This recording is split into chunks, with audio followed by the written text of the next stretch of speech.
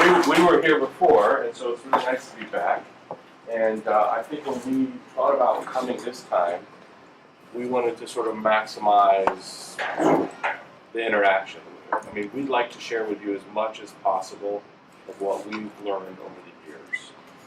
So I think to do that, it's not really effective for us to just show you a PowerPoint and just lecture up here, and then you guys have to listen and maybe fall asleep.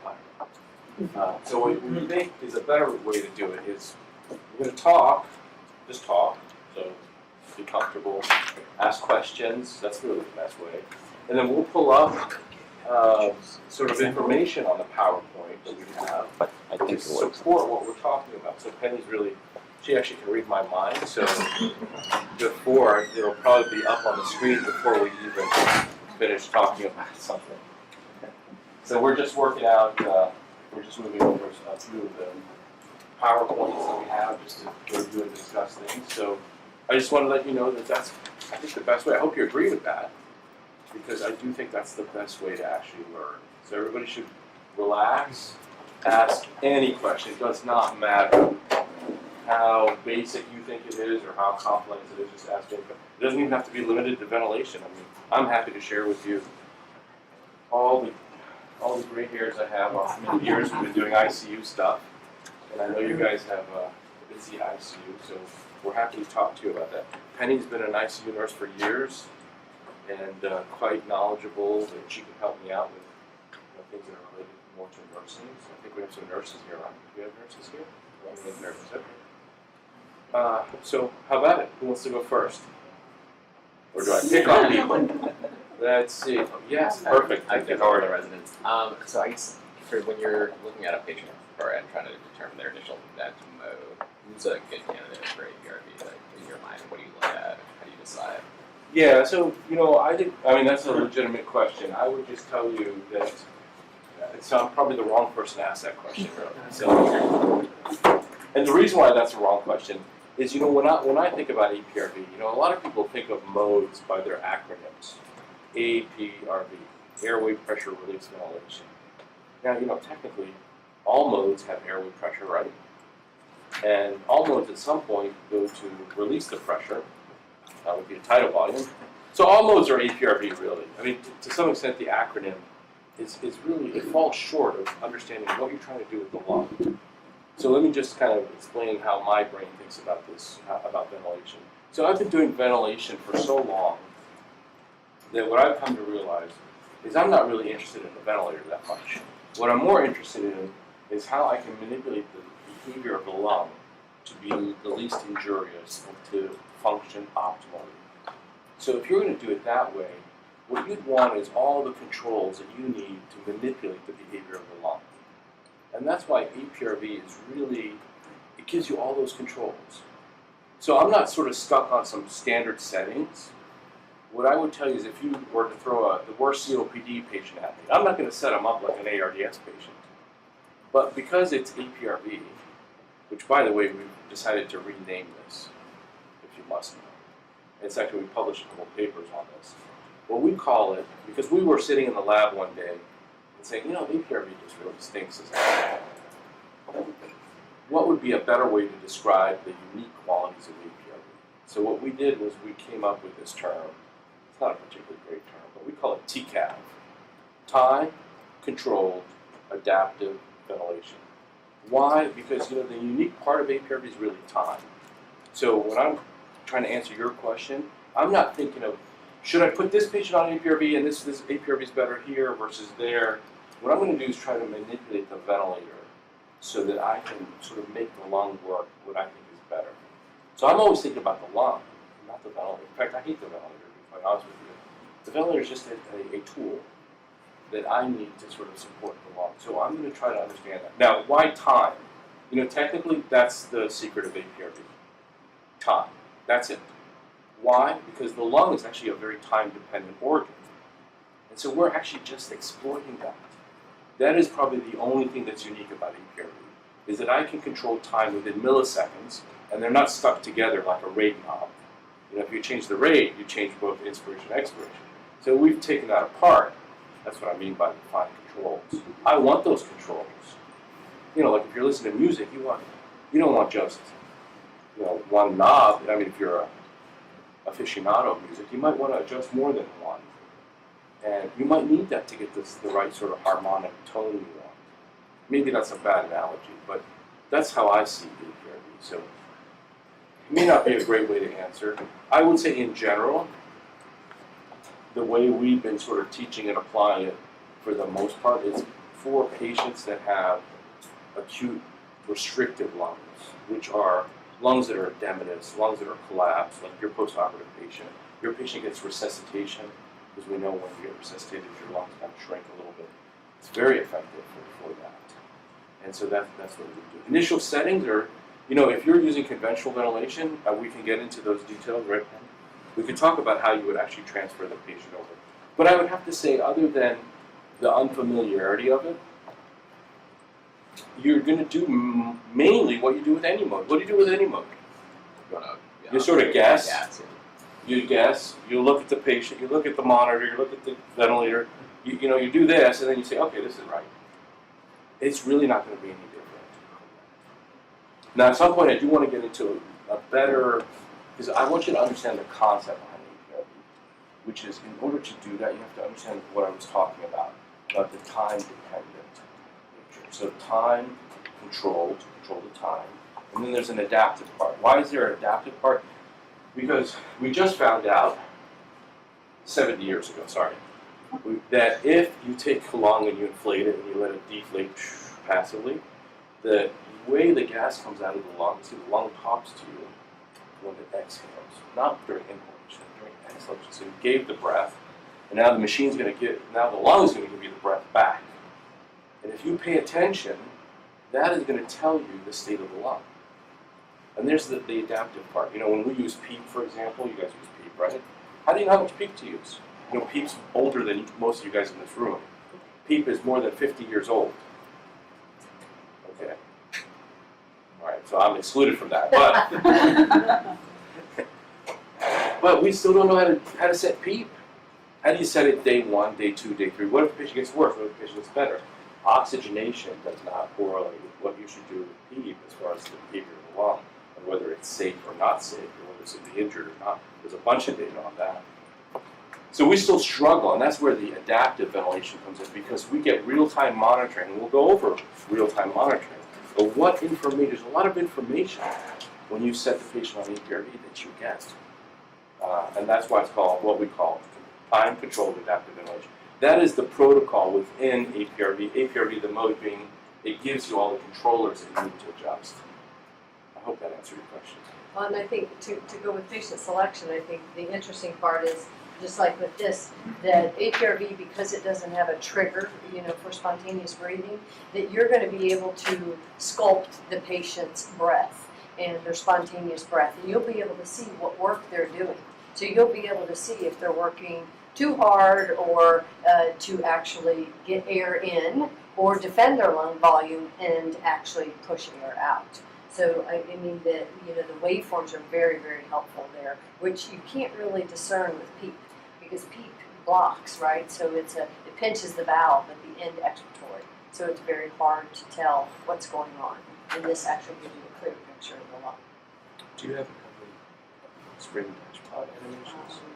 So maybe you can pull that up. I know there's a question back here. Let me answer your question while we're pulling up something that I want to show you about time. The blues figures and something. Oh, that's true. That is a disadvantage, yes. Okay. Yeah. Sorry, some of the stuff isn't in the PowerPoint. That's that's why where Penny just pulls stuff up. She's got all this stuff on her computer. She just pulls it up. But anyway, I think you had a question, didn't you? Me, sir? No. Okay. I could have sworn your hand went up. I think we asked Oh, nursing. I had a question about COPD patients, sometimes with traumatic chest user. What's the proper way to actually manage a patient that we place on APRV that are COPD patients? Do you want to pull that up? Okay, that's perfect. Here you go. All right, so let me just explain a little bit about this patient. Oh, there's Well, actually, if you don't mind, let's talk about this for a second, so you understand the time-dependent behavior of the lung. So what we're, and by the way, we published something in the Journal of Applied Physiology. I'm sorry, flipped over, but. That's okay.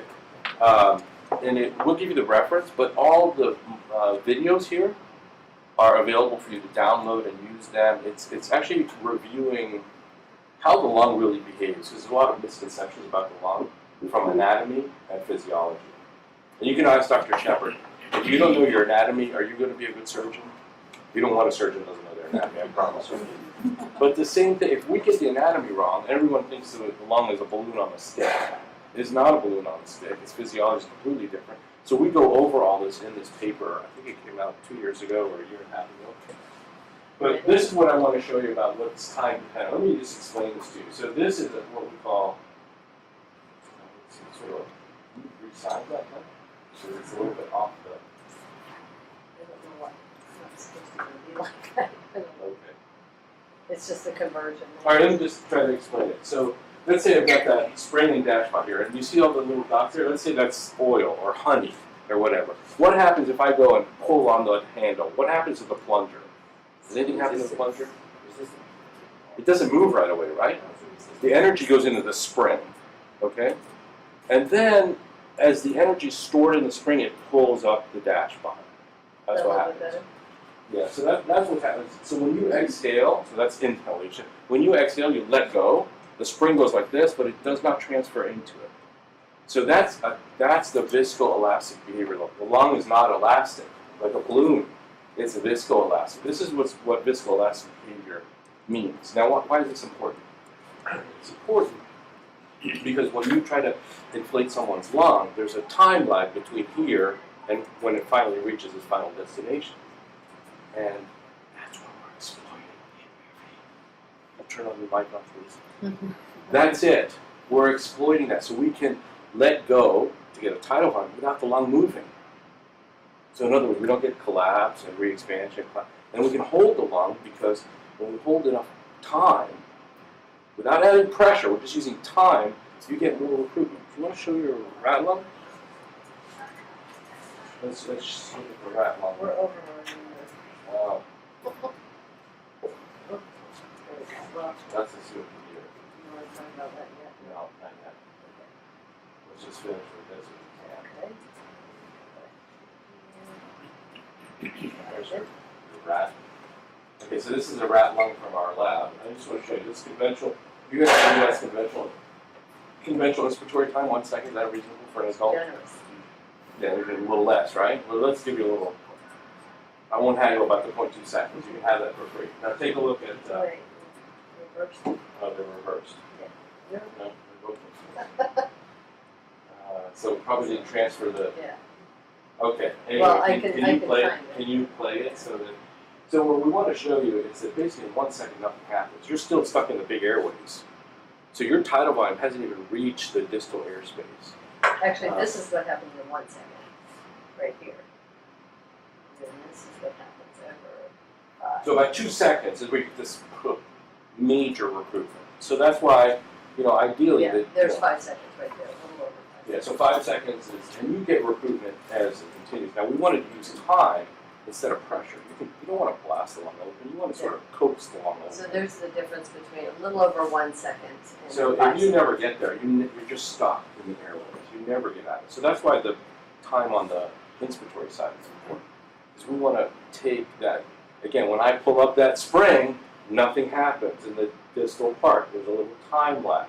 We are taking advantage of the viscoelastic behavior of the lung, which has a time lag in it. That's it. Both on inspiration and expiration. That's APRV. That is the essence of APRV. That's what's unique about APRV. Otherwise, it's the same old, everything else like every other mode. That's it. And so here what they did was they looked at the different modes of ventilation. So you have volume and you have pressure, and it takes 2.5 seconds for the pressure from the ventilator to equilibrate with the pressure in the lung. So that curved line is alveolar pressure, and the straight line is what you'd see on the ventilator. This The big is a square ventilator. line, yeah. So you can see they don't meet right away, just because of that viscoelastic behavior. It's not a simple balloon inside each chest, because there's tubes and a bunch of other things. And actually, it's more like a honeycomb. The lung is actually very much like a honeycomb. It's not separate balloon walls. They're actually integrated within each other. So they share walls. So that becomes quite important for this. So this has been validated mathematically. There's actually a couple other, we work with a group in the University of Vermont, there's a bunch of mathematical computations on some very sophisticated computer algorithms, and they took the biological data and matched it to mathematical computation. This is the data we want. So that's what we would do. Now, you have a lot of room to play with that T high, and so just understand that, we frequently talk about 5 seconds. 5 seconds is probably optimal. For a patient that's not sick, obviously if you have a patient who's really sick, you might need to ventilate them more because they don't have good lungs yet. You want to get their lungs better. So it may take hours before their lungs really improve and stabilize. In the meantime, you still have to ventilate them. So in an adult, you want to stay at least 2 seconds if you can. Have I used less? Yes. And the T low will always help you, depending on how you set that. But I just wanted you to understand what the uniqueness of APRB and this last year. Now let's talk about COPD. First thing I would tell you is that COPD is one of the most abused diagnoses that we have. Anyone who gets short of breath, goes to the emergency department, gets an inhaler, will say they have COPD. The proper way to diagnose COPD is pulmonary function testing. That's the proper way to do it. So in the literature, you find a lot of people get this label that have not been properly diagnosed. They could have had a little heart failure, and that's why they were short of breath and coughing and wheezing. Or they had a flu, post-viral airway disease, and they were short of breath and they got an inhaler. So many people, just because it says it on the chart, does not actually mean that you have COPD. And the reason why I say this is because what's unique about APRB, even though I generally don't like to talk about COPD and APRB, just because most people take the settings that we normally talk about, which is a different disease. The lungs are small and you're trying to keep them from collapsing. Here in COPD, the lungs are big and you want to make them smaller. So our task is totally different. So imagine that. Our ventilator settings would be totally different. So what people do sometimes is they take the APRB settings that we normally talk about, because that's the bulk of the application, take those, and so it would be like Dr. Shepard using the same incision to do a totally different operation. It just wouldn't make sense. If you need this operation, that's what you'll need, not the same old operation. So just understand that you would have to set it quite differently. So because the way you determine if someone has COPD is pulmonary function testing, you do something called their FEVC, their forced vital capacity, and you look at the time, FEV1, how much air they can get out. Why? Because they have a problem getting air out of their lungs. Now, we sort of do that with APRB. We get to look at their peak flow. And because we haven't set anything on the ventilator, we get to see how fast air comes out of your lung. And we can take a look and see, and we can diagnose airflow obstruction or airflow limitations.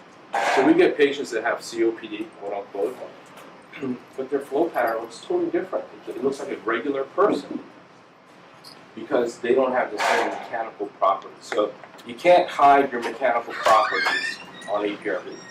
On conventional ventilation, you can, because the lung is trying to talk to you, it's trying to give you the information back, and it bumps into a peak valve. And it goes. So all that information gets stopped at the peak valve, and you just get a little sort of trickle of gas afterwards. Just like pinching your finger on a balloon. You're not looking at the energy of the balloon and how the balloon sort of pushes the air out. What you're looking at is the airflow after your finger. You're not even thinking about the mechanics of the balloon. You're looking at how much squeezing of your finger. That's it. So anytime you add peak, you completely distort this diagnostic information. This diagnostic information is not only useful for that, but it also tells you what happens to your patient. And I'll show you an example of that. So this is a lady. Can you go back to the x-ray? This lady over here, right? That's somebody else. That's somebody else. That's But somebody I've got else. her So comparison. just ignore this. So this is a classic hyperinflated patient with what you would think is COPD. Now the x-ray findings are linked. Pulmonary function testing can detect these kinds of problems much earlier. In If I fact, could anyone here just- with asthma? Does anyone have asthma? Do you have a peak flow meter? No. No one's ever given you a They, no, yeah, no. Get We'll have out to there, talk this after is this. terrible. Yeah, so you know, with asthma, if you have severe asthma, you absolutely have to use a peak flow meter. And the way we tell people to use it is you get up every morning, you got a little journal, Yeah, and you go, and you blow into your peak flow meter, and you write down the number. Why? Because before you wheeze, before you even start to feel bad, your peak flow starts going down. Okay, so why have a full-blown asthma exacerbation where someone might want to intubate you when you can sort of catch you ahead of time? and That's the value of it. infections, yes. Yeah. So sorry, I'm not trying to. No, I just want to take care of you well. So, and I think to address your question and also to go back to yours, is picking the settings for the person. And that's why I kind of put that up there as far as diagnosing COPD per the chart. So it's labeled and stamped all over, and they have a bracelet, their COPD. But if you see the chest x-ray on the left, you are, chances are 99.9% absolutely not going to set the ventilator as if she had COPD. Is this You would patient set this as restrictive lung disease, Flat because right now diaphragms. that's what she has. Yeah. However, if you saw that chest x-ray as soon as she got intubated, you would nowhere near set this for restrictive. You would set it purely for obstructive, and then the numbers are going to tell you. Yeah, so let me just explain what this patient looks like. This patient looks like this. And this is what a COPDer would be doing. They'd be at total lung capacity with flat diaphragms. And they'd be walking around like this. And it's very hard to breathe in if you can't breathe out. And so Personally. their problem is their lungs are too big. And we want to help them breathe better by making their lungs smaller. So that trapped air is what we're interested in. Completely different from the X-ray Penny showing you, where every time you let go, the lung wants to collapse because the recoil force is so high. Think of recoil as a spring, and when you breathe, actually, you're pulling the spring apart and then letting it go. That's what you're doing. Your chest is actually doing this. That's what you're doing. Now, if that spring is really a thick spring, it takes a lot of energy, and when you let go, it wants to completely empty. Now, a COPDer barely has a spring. I mean, there's nothing there. When they let go, nothing happens. So you can see here, we'll show you, but the peak flow, this is artifact from the surrogate. But I can measure this patient's flow, and the peak flow here is just between 20 and 15. So let's make it 17. 17 liters per minute. Now, normal is going to be 60 to 80. This is not a lot of air coming out. And as you can see, she's got COPD. And you can see the times are totally different. We don't need a long time to recruit the lung. Wait, the lungs are already inflated. Why do we need to recruit the lung? Do you even see that 2 seconds or 5 seconds anywhere near? No. Same thing here. This is the right time to give you that roughly 50 to 25%, not 75%. Because this is where this behavior is better. And we can get into why we come up with these times. But that's what you want to do. Now let me ask you guys something. If you have somebody with COPD, is it possible that we can make their COPD lungs worse? But not by making their COPD worse. Actually, we might make their COPD better. Is it possible to make their lungs worse and make their COPD better? Or am I just crazy? Or make her COPD go away temporarily. Because remember, the problem fundamentally is this person cannot inflate their lungs. It would be like you blowing up air in a paper bag and then letting go of the paper bag. It's still full of air. Oh, the balloon has recoil. You can have recoil. There's very little recoil. Can you believe So that's the same patient. This is the same patient. Look at her. She looks more like, now it's still longer than we typically use, but now we're at 75%. Look at her peak flow. It's almost, it's just underneath. And I put up here because unfortunately we didn't capture the middle, okay? So here she's only got a peak expiratory flow rate of 20 liters, and then she's got a T-low of 1.8. She's still going to take days to empty, right? I mean, you could set the T-low to 3 seconds and she probably still wouldn't empty. But in the middle of the night, I'll show you the chest x-ray, she got fluids, she got her peak expiratory flow rate went up to 50 liters. Had we gotten the picture, this is what it would look like. She goes all the way to 0. Her angle, instead of being flat, becomes more acute.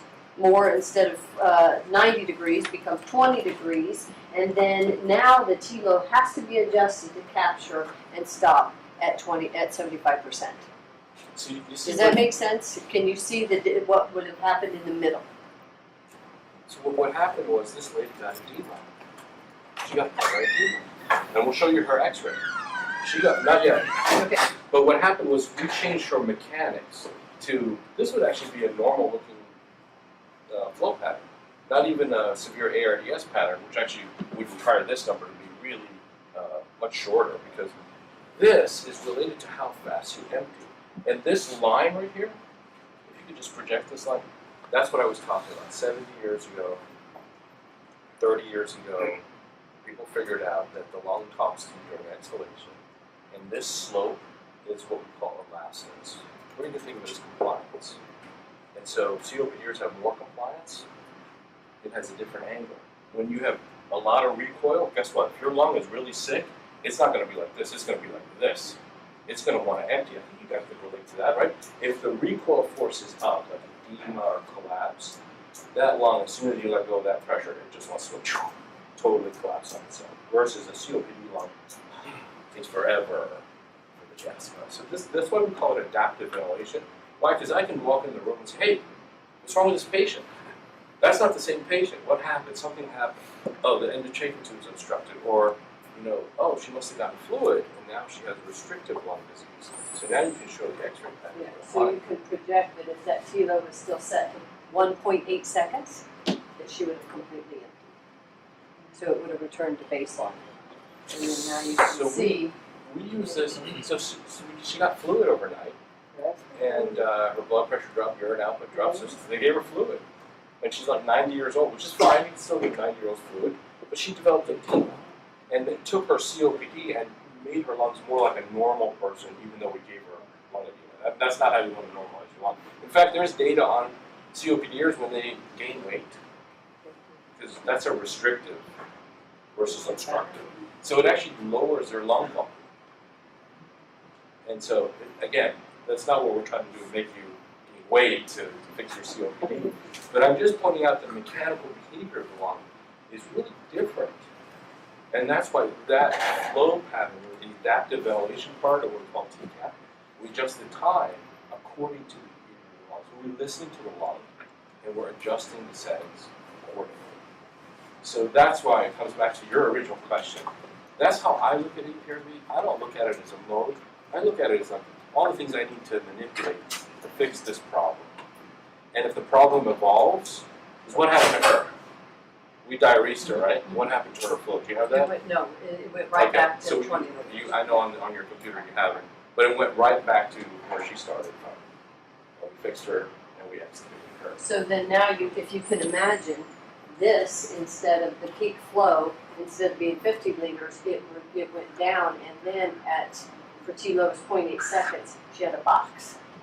Because she needed more time, right? So if this is 1.8 seconds, and I stop it at 0.8 seconds, I need an additional second to let that air out. So there's no decay, there was no angle, it was just a box. That makes sense, and that's what I was saying. If your P-low is set to 0, you don't have any interference, you don't have peak, that you have to move aside to see what's going on in the lung. This actually gives you a true projection of what's happening in the lung. And that's why you can see, you can detect, I'll show you all kinds of wet HME, a suction catheter left down in the endotracheal tube, a kinked endotracheal tube. All of these are easily picked up by looking at your flow pattern. Let's see.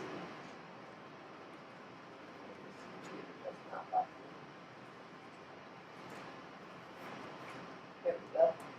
So these are, Dr. Habachi was called to the room. There was quite a panic, desaturation, low tidal volumes. Everybody's flipping out. Everybody's looking at the ventilator. Well, I looked at the ventilator too, and I noticed that the patient was totally obstructed. It looked like they suddenly got COPD. So I know they didn't get COPD suddenly, so you look for obstruction. These are the things you just start putting together a little list of things that you should look for if you're using APRV and you see an obstruction. There are plenty of things to look for before you do this. Now this was Dr. Habachi's patient, giving away But this was his patient, probably about the time you were there, that, everything looks good over here. You got a nice 45-degree angle, but there's a telltale sign that you can see. Look at all the ratty edges on the But you waveform. see, there's no decay, right? Again, if you're going to let the energy out of something, it's going to decay in a linear fashion. In other words, it wants to do that. It's not doing that. But your peak flow cut in half. It went from 80 down to about 40, and notice it turned into a box. It's a complete square. This is a patient with pulmonary contusion, severe pulmonary Yeah, contusion. and they were going to re-intubate. Dr. Habachi said we need to re-intubate. Everybody's like, the stats are fine. The guy's doing fine. What's the big deal? Well, if you can imagine, they were passing a suction catheter, would go in, nothing was coming out. So everything's fine, right? See, there's no secretions, there's nothing going on. That's an even worse sign because this is what happened when they re-intubated him. And what was happening was it was creating a one-way valve. That was so encrusted with blood, you could forcibly push the catheter and it would part the C's, but then when you took the catheter out, it would close. Well, that's what was happening with the gas. So air was going in, not coming out. Going in, not coming out. So the patient can, there's an open exhalation valve, so at least the patient can fight against it. It was pushing and trying to get air out because he was getting what he didn't want. Remember, I didn't see the vacuum tube until it came out. But how did I figure it out? Right, so there's a lot of information there. And So if you look at even that. when you set up your patient initially, you can at least look at that and determine, what's happening to my patient. Let's say you have severe ARDS, it's going to be like this. And as their compliance gets better, it's going to do this. And you might have to adjust a few things. But even if you don't, because as Penny said, they can still exhale around it. And you can see here, the But patient, it's giving you information about the evolution of your patient. Because their lungs don't stay the same day 1, day 2, day 3, right? Hopefully they get better. Sometimes they get worse. And that's what happens. I'll show you some spontaneous exhalations, but when everybody take a deep breath and exhale, when does the largest portion come out? The beginning, right? So you should have peak and then it should decelerate. If you have a patient that flips that around and the peak is on the end, they're pushing, right? I mean, that peak is on the end.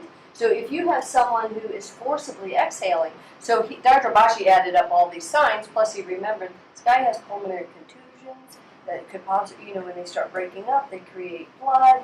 Nothing's coming out of the suction tube, out of the ET tube. He's forcibly exhaling. All these things re-intubate. And, I didn't even That's have to go in the room to figure it out. yeah. And of course, anesthesia, they were, okay, fine, I'll do it for you.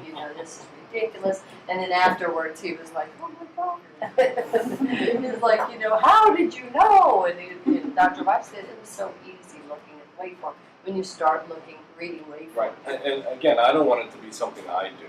I want it for everyone to do. Why? Because I'm telling you, you can save someone's life. We had a patient, we don't have an example here, but things the same. For crying out loud, I was hibernating. Don't you guys ever take a pulse? So again, assess your patient, right? And we had a patient came back from the OR, and this patient we were rounding, and the nurse from the other end of the ICU came up to us, interrupted rounds, and so we dismissed her right away. So we're rounding, you can't sleep. We listened to her, and she said, there's something wrong with the ventilator. And at shock trauma, because most of the nurses know to look at these things, the nurse says there's something wrong with the ventilator and the waveform, you actually need rounds. And we go. So we go, no airflow coming out of the patient. The patient can get a breath in, but nothing coming out. Pardon me? Did someone say something? This patient's endotracheal tube was at the posterior wall of the trachea doing this. And so we pulled up the x-ray, we saw this, because during transport it moved. But basically the only time you get air in was when you pushed the posterior wall of the trachea away, and then it would flop back. And if we didn't fix that patient, there would have been no problem. Because air's going in, but nothing's coming out. We're just doing this until the patient explodes, I guess. But so we got to the patient time and advanced the tube, everything was fine. And why did that happen? I mean, I would have gotten to that patient I mean, that patient was several beds away by the time we rounded on that patient. So, the more people you have sort of looking at these things, I think it's better. And you don't, it's like, what do you need to understand this concept? It's not that complicated. Even I can do it. It's not that complicated. This was So- the suction catheter left in the endotracheal Yeah, so tube. take a look. I mean, this is, you have a visual representation. And if you happen to be careful enough where you document the peak flow on your patient, you can see if there's any changes in peak flow. Because I can tell you when the lung gets worse, the peak flow goes up, and that angle goes like this because the lung empties a whole lot faster. So in this amount of time, 1 second, this whole lung is going to empty. See how it doesn't empty? Like it would take that much time to empty. Right? Completely empty. Well, if it empties in the first 0.5 seconds, that's someone whose spring has really gotten very stiff. And you need to make some adjustments. So again, this is a visual representation of what is the behavior of the lung. And thankfully we've come up with some ideas about where you should adjust it to get that lung stable. If we've done that clinically and experimentally to sort of help us understand where you need to set this to protect the lung the most. So here's another one. You do your assessment. Tidal volumes are 793. You can see all your settings. Everything looks great. You got a perfect 45-degree angle. Everything looks great. You go down, you have lunch, you check a few patients out, you come back and you see that on the So right. just in case you can't read the numbers here, this blue line right here is 40. So the peak flow is 40. This is artifact from the circuit. So don't It waste your was time. 80. Yeah. It's now 40. Your it's volumes are definitely cut in 80. half. So did your patient get an exacerbation of COPD? Probably not. Could be. We actually did have that the other day, and it was an exacerbation of COPD. But in this patient, no COPD. Think of things that could happen. Okay, so you checked out the suction catheter. It wasn't buried in there. Looked at the endotracheal tube. That wasn't it. They didn't have pulmonary contusions. The thing was wet. All they did was change that out. Volumes go right back to 800. Remember, this is a big resistor, especially Oh, when it's they get saturated. saturated with water. And that depends, I mean, that can happen within hours. So you or can 24 cure hours. the miracle, create a miracle right And there. expiratory filters do the same thing. So, again, they'll just tell you when to change them because they add a lot of resistance to the circuit. This is actually a weird anomaly. It's a reverse. So there's something kind of stuck in the endotracheal tube, and then the gas flow comes out and it stops. Then it accelerates. So if you look, you should look like this, right? Your peak flow should be on the left, and then it should decay. But if you look at the top one, the peak flow is on the right. So it decays, and it picks up speed. So as soon as we suctioned, it reversed. Yeah, here was a sort of partial or variable instruction. Those are just some examples of, kind of what to look for, like different things. But that's really, you're not going to see that with PEEP. PEEP, pinches the valve, so it's not going to give you that clear picture of something obstructing. Yeah, so let me just stop there, all this stuff there, and just see if there's any questions on anything we just discussed. Hopefully we said it well enough for you.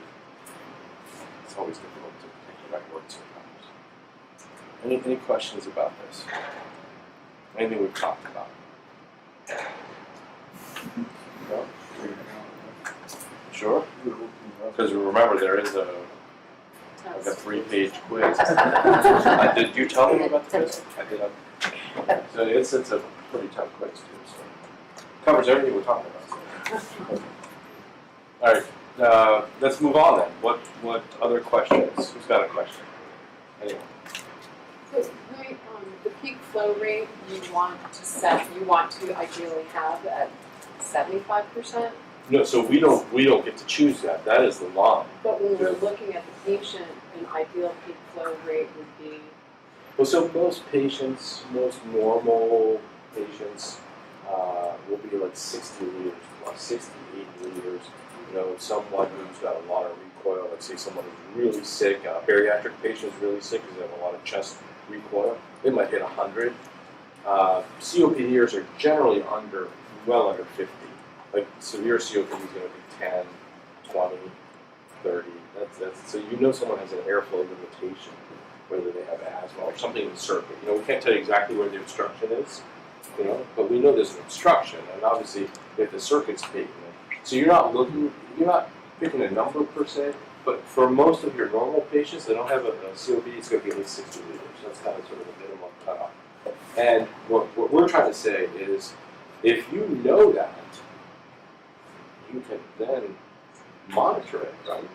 So if it does, so if this patient's peak expiratory flow is 64, and then all of a sudden it goes down to 59, and then the next day it goes down to 40, there's something wrong. Maybe their asthma's getting worse, something like that. Or just the opposite. Let's say patient's got a peak expiratory flow of 60, and Dr. Shepard takes the patient to the OR. They give them a lot of fluid. They do all kinds of stuff. The patient gets edema post-op, and because their abdomen is, big and full of ascites, now the recoil of their chest is much faster. So instead of the peak flow being 60, he's going to come back with a peak flow of 70. And the angle is going to change because the lung is going to empty itself a lot faster. And then you're going to have to adjust the T low to achieve 75%. So I just want you to understand that we don't give you a number. So 75% for a non-COPD patient, 75% of the peak flow, which is right here. So basically we're letting the gas come out. And here we're cheating a little bit by saying 100 liters per minute just to make the math easy. So here you let go of the pressure, let go, air comes out very, very fast. And as your chest and lungs start to lose energy, the flow is going to slow down. Right? So at this point, if we were to measure the flow, it's 75 liters. At this point, there's no flow, the thing's empty. Right? So we're not trying to let the lung completely empty. We're trying to get you a tidal volume so you can remove carbon dioxide, and then stop you so you don't start collapsing the lung. This 75% is where your lung is very stable. More stable than 24 RP in terms of exhalation. So we've done some studies to show that your alveoli are very stable. Your lung doesn't actually move, but you're able to ventilate. So we're trying to ventilate you without doing this to your lung, like conventional ventilation. Inflate, deflate. We're just trying to do this. Okay, so that's 75%. So that's protocolized, but it's not personalized. Why? Because it depends on you, right? So 75% could be that number, but if you're, like I said, if your patient gets sicker or better, let's say your patient gets better, instead of this angle, it's going to be like this. They're no longer at 75%, they're at 90%. It's going to look like a box. So in order to get it back to 75%, that's what I have to do. I have to adjust this. And the opposite is true when the lung gets worse. It goes like this. That's all you're doing. So it's protocolized but personalized, which is exactly what you want. Because protocols don't force everyone to fit into it, but we need protocols because you have to have some, you can't sort of do it differently on every patient. So this gives you the protocolized 75% of the peak expiratory flow, That's going to result in a different number that you set it to. And you're going to set it to that patient's lung, not only right now, but later on, as they get better, as they get worse. That's the point. So I put up here three T low settings with the same peak expiratory flow rate. Okay, so the gas flow comes out of the lung, and then if the T low is set to 0.0, of course, That would be CPAP. you would have spikes, right? Because there's no decay There would at be all. anything. So if you set it at 0.5 seconds, the gas flow starts to come out, it stops at 0.5 seconds, and it returns back to baseline. If you do your math, 100, in this case you can take 75 divided by 100, that's 75%, right? So now, let's say we increase the T low to 0.6. You can see that it's 50% now. So it's half. See, here's the peak expiratory flow rate's 100. If you go up and this is 50, it matches with the termination on the right side, right? So if I keep increasing my T low to 0.7, it goes all the way down to 25%. And we actually did this in the lab. This is actually what Dr. Habachi was talking about. If the angle changes, first of all, when you de-recruit, right? So like you said, Dr. Shepard, we took him to the OR, gave him a lot of I use that fluid. example because I don't know how many years ago. That's when I first made this observation, by the way. And then I, of course, decided to read. Keep talking. And I found that, 70 years ago, people already figured it out. So I wasn't that smart. Someone else already figured it out. Keep talking, it's gonna take a while, it's coming over. I have a piece by piece. There we go. On the peak respiratory flow, because I'm not, I think I understand the concept a little bit, but I'm not understanding where the other flow is offloaded. So we keep whatever, 25% in the lung to 75% in the lung to stabilize it, correct? Right, so what Okay. that means is we're interrupting it. Okay. So what you're doing is interrupting it. Pretend that I'll just use a balloon. Let's say I've got a balloon in my hand, right? And I take my fingers completely off and the balloon comes screaming, the air comes screaming out. And as the balloon loses energy, the tension on the wall, the balloon loses energy, the flow decays in a linear fashion, just like that line you're seeing there. At some point, if I don't pinch it again, it's going to completely empty. So this is where we pinch it. So I'm pinching it here. That means if I didn't, it would go to here and the balloon would be empty. So the question I have is because the concept, I'm not understanding what's happening with this space there. Once you pinch it, what happens? What Oh, transpires so what in the happens lung is we there? go back to reinflating the lung. We just start the breath again. Yeah. Okay. So basically it looks like this. That's Okay. it. So this is the, and then you're back to reinflating. Why? Because we don't, if we keep going, if we persist along this path, and I don't know if you can show some collapsed I do. alveoli. Yeah, Okay. I have. She'll show you what the lung looks like when you go beyond 75%. This is where the lung just completely empties. And you cannot see this, you cannot hear this, you can't pick this up with a blood gas. And this is what tears the lung apart. It's that collapse. Normally our lungs barely move. Your lungs don't move much. Even with your tidal water, not at the alveolar space. What happens is the airflow, as the air goes through the tubes, it's dividing the tree, the bronchial tree, it gets smaller and smaller. The airflow is slowing way down. And so at the alveolar level, there's no movement of air. In fact, remember, when you take a breath, you are not going down to your alveolar level. What you're doing is pushing the gas that's already in there, that stays in there, you're just pushing it out a little bit. That's what you're doing. That's all you're doing. Not like you're replacing, you don't take a breath and you're going down to the alveolar level. That doesn't make sense. You don't do that. There's only a few mammals that actually can do something even close to that, and that's mammals that die, like seals and whales. And they can actually empty the gases, residual gas in their lung, a portion of it, not all of it. And they exhale before they go diving for 2 hours. Because they're mammals, they have lungs, but they hold their breath a long time. So that's what we have to do to hold their breath. Thank you. So when your patient comes back from the OR, all of a sudden that angle that was 45 degrees with the T-low set at 0.5 is now 20 degrees, right? So can you see the difference in the angle? So the angle was here, and it would take, this long for the lung to completely empty.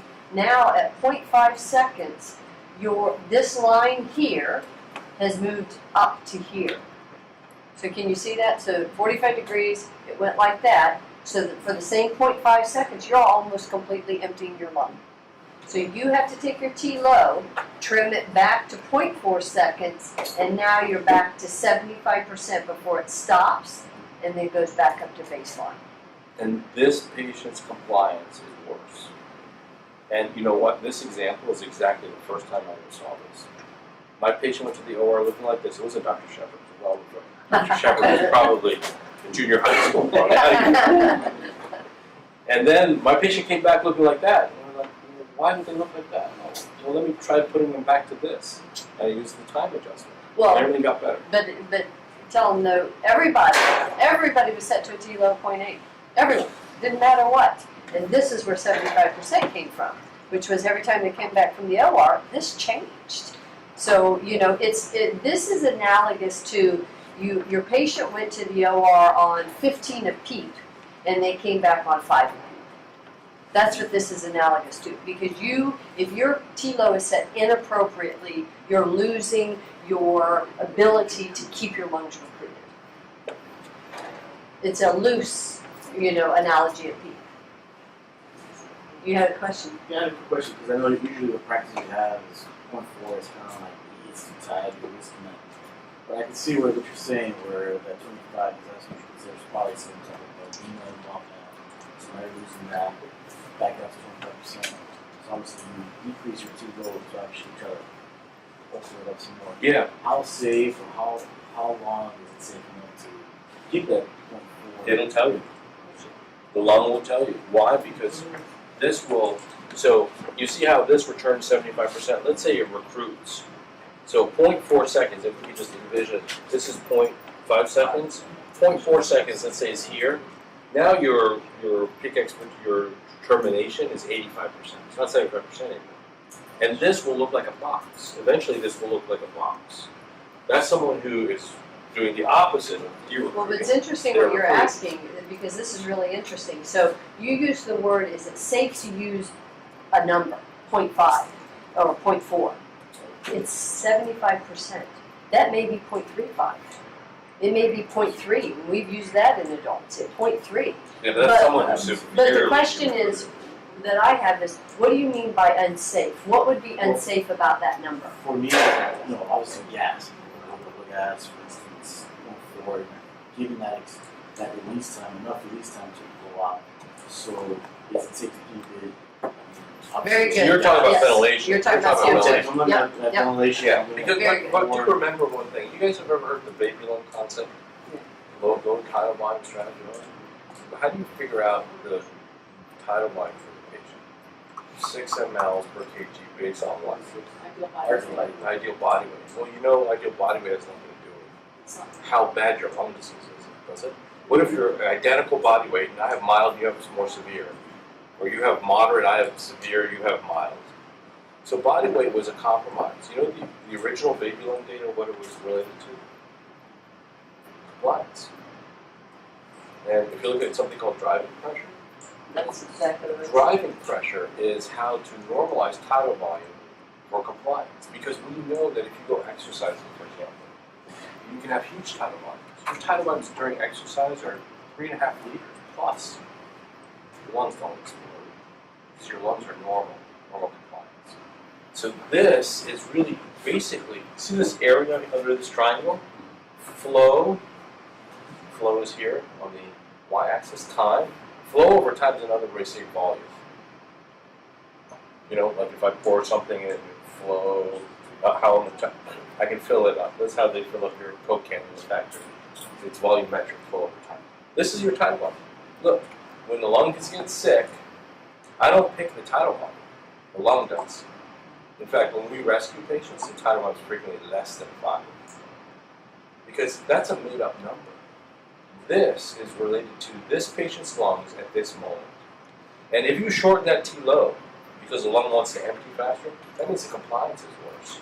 That means you need a smaller tidal volume. That means instead of guessing based on body weight, you're gonna set it to mechanics. This is the original concept. The original baby lung, the residual size of that lung correlates in almost a perfect linear fashion. I don't know if you have that. Do you have that thing? Baby lung data, the original baby lung from the 80s, 87. So anyway, it's compliance. When the lung gets healthier, you can have a bigger tidal volume. When the lung is sicker, you can't have a big tidal volume. And I'm telling you, sometimes this is 4 mLs. Now what you're going to have to do is bulk ventilate more, so you can shorten your T high. So don't get stuck on that T high of 5, which is basically giving you a rate of 10, which is the perfect thing for your post-operative patient or someone who's got mild lung disease. It's not for the patient that you're contemplating ECMO on. You know, you might have to use a T high, I'd say at a 1 or 1.5. That's not ideal, but I tell you, if you set this right, the lung will recruit into a position for you to take it to that next step. So as long as you get this right, the lung will kind of fix itself. It will perpetuate its recruitment. So that's why I would just tell you, this is the most important thing in a therapy. And if you don't do this, you're going to hurt the patient. Experimentally, when we do this, we published a paper. I'll just tell you, what we did was we took two groups of pigs, and we decided to use, these are normal lungs, these pigs. And what we decided to do was use a bronchoscope, and then we put tweed in their lower parts of their lung, the lower lobes. between as a detergent that actually breaks surfactant, makes the lung very unstable, just a terrible injury. And so we created a baby lung, which is here, and a diseased lung here. That's what we did. That's the model. And then immediately we put the animals on 40 centimeters of water, right off the bat. So their airway pressure was 40. Because we wanted to hurt the baby lung, right? You agree with that, right? 40 is a lot. Hurt the baby lung, and the only thing we decided to do was adjust the T-low to either this or this. And then we decided to wait and see what would happen. So both groups got 40 centimeters. What do you think the baby lung looked like, the non-injured lung, the healthy lung? Which lung was worse? Which group was worse? This is the healthy lung, not the diseased lung. Remember, they're both getting 40 centimeters of water. Just guess, okay? You can still have a cookie, just because you get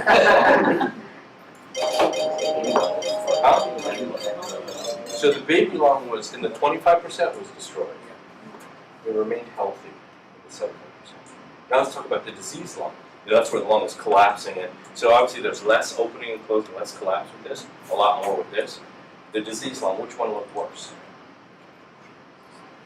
The 75% looked a lot better than this. So a lot of the information that's sort of coming to bear is that it's really the opening and closing that creates this problem. And it's not as simple as baby lung, healthy lung. That's the wrong model. The model is actually now, and you can't show that. Can you show the stress riser data? Do you have that? I have to find the presentation compartment. Sorry. Anyway, let me try to describe it. Let me show. I'll just draw it. Look at that. Here. I'm just going to move this. Can you guys see this? Okay, so I'm going to try to show you what the lung really looks like, the anatomy of the lung. Okay. So the anatomy of the lung, like I said, is more like a honeycomb. So this is what the lung really looks like. And more importantly, you have what we call shared alveolar walls.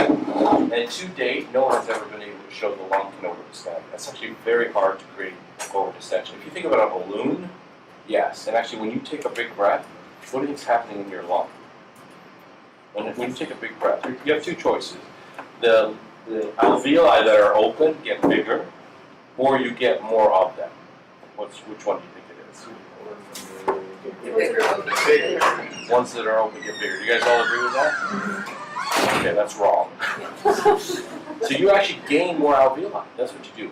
When you do this, your lung grows, and it's just you have a bunch of little alveoli on reserve. They just keep popping up, and that's it. Your alveoli gets smaller when you go to total lung capacity. Yeah, and that's because they're not balloons on a stick. They're interdependent. Now, again, the classic sort of example of this is a CAT scan. This is the spine. This is the sternum. So this is the baby lung, and this is the diseased lung, and this is all white and so on. So the whole idea is to protect this normal, healthy lung, and it's more non-dependent. That's sort of the anatomy of this. But the anatomy is actually incorrect. The anatomy is that when you have you can't really overinflate this lung.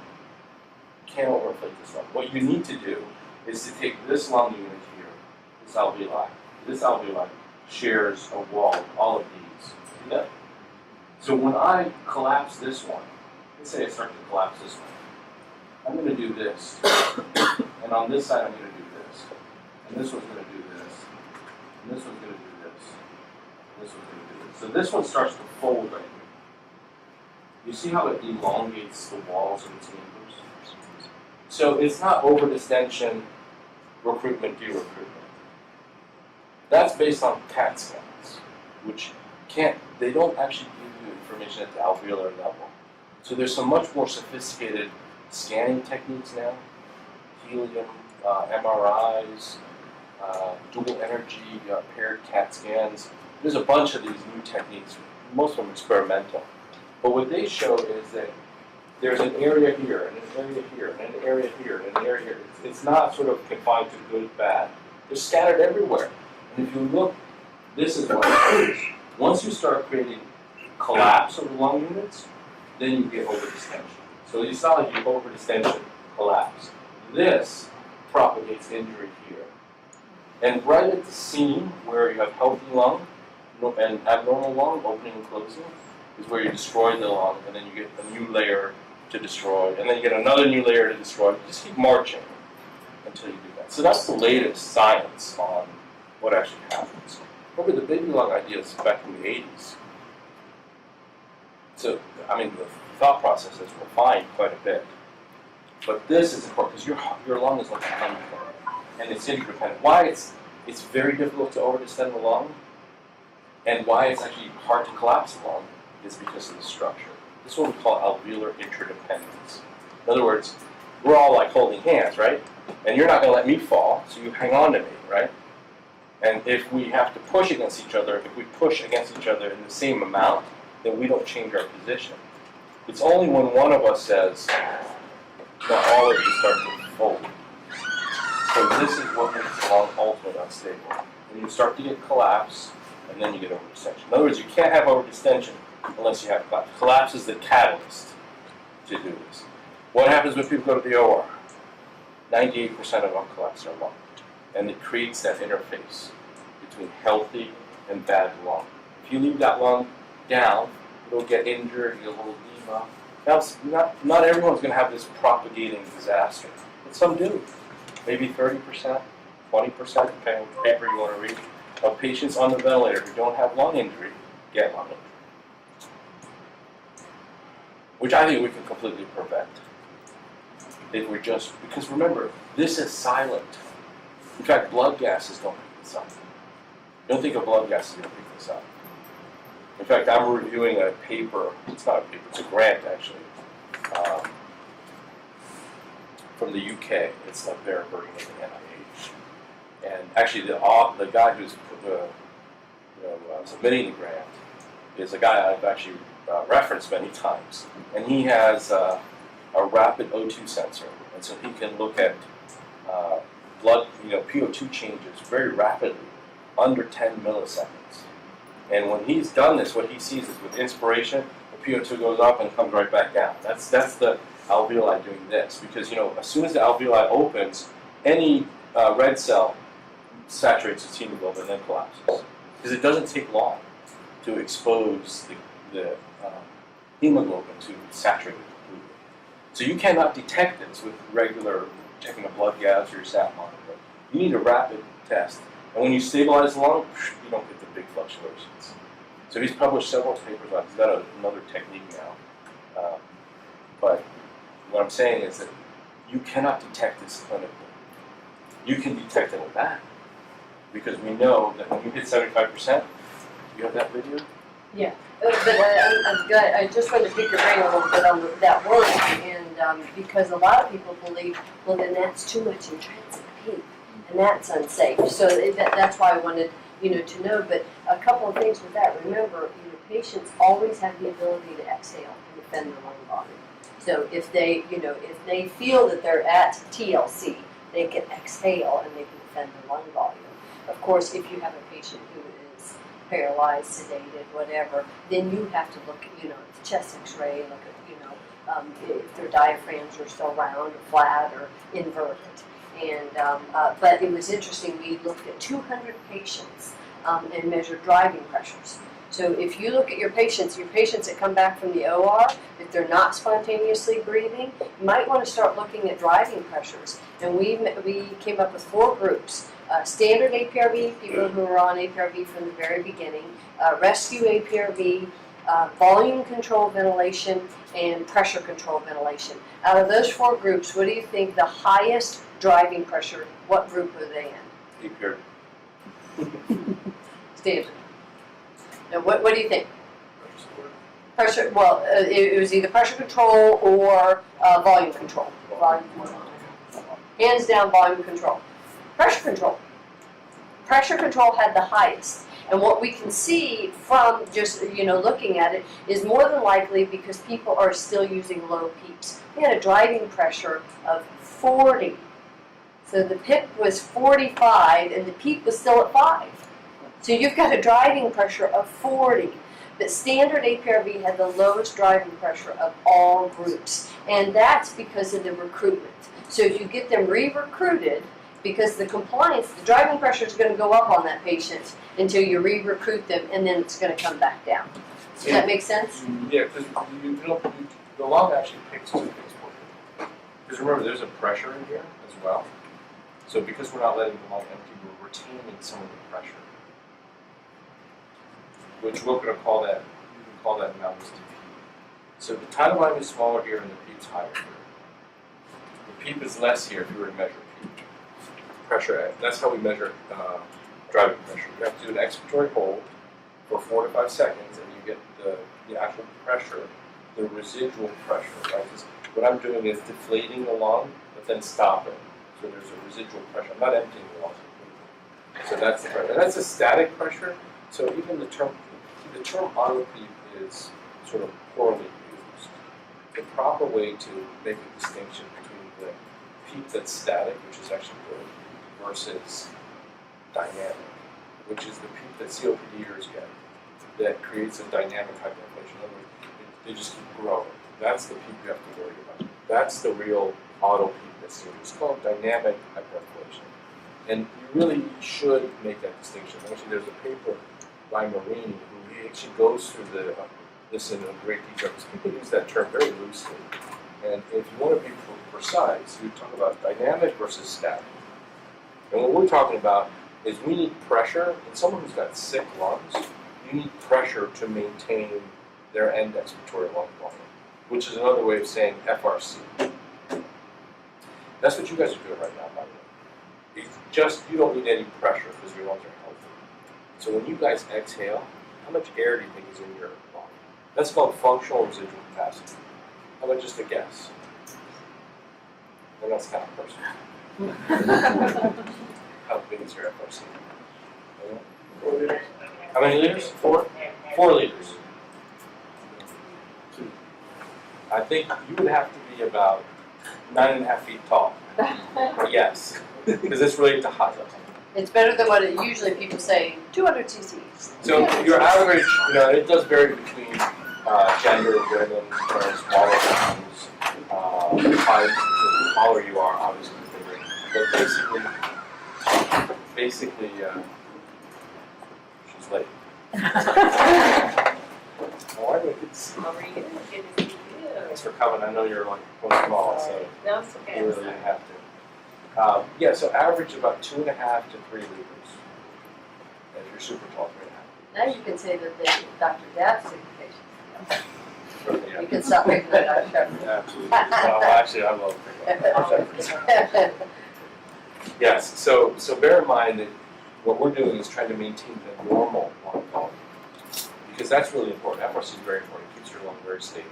If you do that, just need pressure. So that's why we're going to use the static pressure instead of a dynamic inflation. And your it's static. patient can't be breathing, and you just need to do an expiratory hold for 4 seconds, and then go back and measure. And you would be amazed at the number of people that believe that the driving pressure is APRV is P high minus 0, because the P low is set to 0. Oh, I've got So a as driving soon as pressure your of patient goes back 27. to the There's no OR, way I'm going to use that. do an expiratory hold, Yeah. then you'll see how much pressure. I It's mean, usually I about already half. give you a rough numbers, about half your. So you've got, so if your P high is 24, then your driving pressure is 12. But if you're using a short T low, it's going to be higher. It's going to go up. Because that's exactly what you want. A sick Temporarily. lung needs more PEEP and a smaller tidal volume. A healthier lung needs less PEEP. And so you're not sort of picking up numbers out of the sky. You're matching them to the mechanics. That's the point of this. And we actually submitted driving pressure data to ATS, so we're getting ready to present that in May. And they accepted both of our abstracts. One was all the 200 patients, in the groups that we looked at. But the other one was a case study that we did. A patient that was referred for ECMO, who could not receive ECMO because he was a Jehovah's Witness. So they put him on APRV, and we watched, once we finally got a setting where we wanted them, left him alone and stopped chasing, watched compliance improve, and the driving pressure actually came down. So it was a really good correlate and just showed that once you get the settings appropriate, compliance improves, and you didn't interfere by trying to chase and change things. And this is what happens with the alveoli. So you can see if you set T-low inappropriately to 10%, and it goes almost all the way to empty, it goes down to 10%. This is the T-high, this is the T-low. And you can see all these gaps, that's losing the alveoli. That's de-recruitment. And so then we tighten up the T-low, it's a little bit less, tighten it up to 50%, it's even less, and then at 75%, it's less than a 7% change between inspiratory and expiratory. Pat, do you happen to have the lung recovery at UCLA? Yes. So I just want to show you a patient Oh, actually, okay. that they was on APRV and they took them to recover their lungs. So, Sorry, but just real quick, these are just the videos that go along with that. So this is the one that's almost empty. So you can see how the de-recruitment, the lungs are almost completely empty, it just goes real fast. yeah. It's a little bit See where less. the termination is about 50%. And then at 75%, look at how stable the alveoli are. We barely move. And again, the tidal volume is shrinking because that lung is sicker. It's appropriate for the illness of the lung.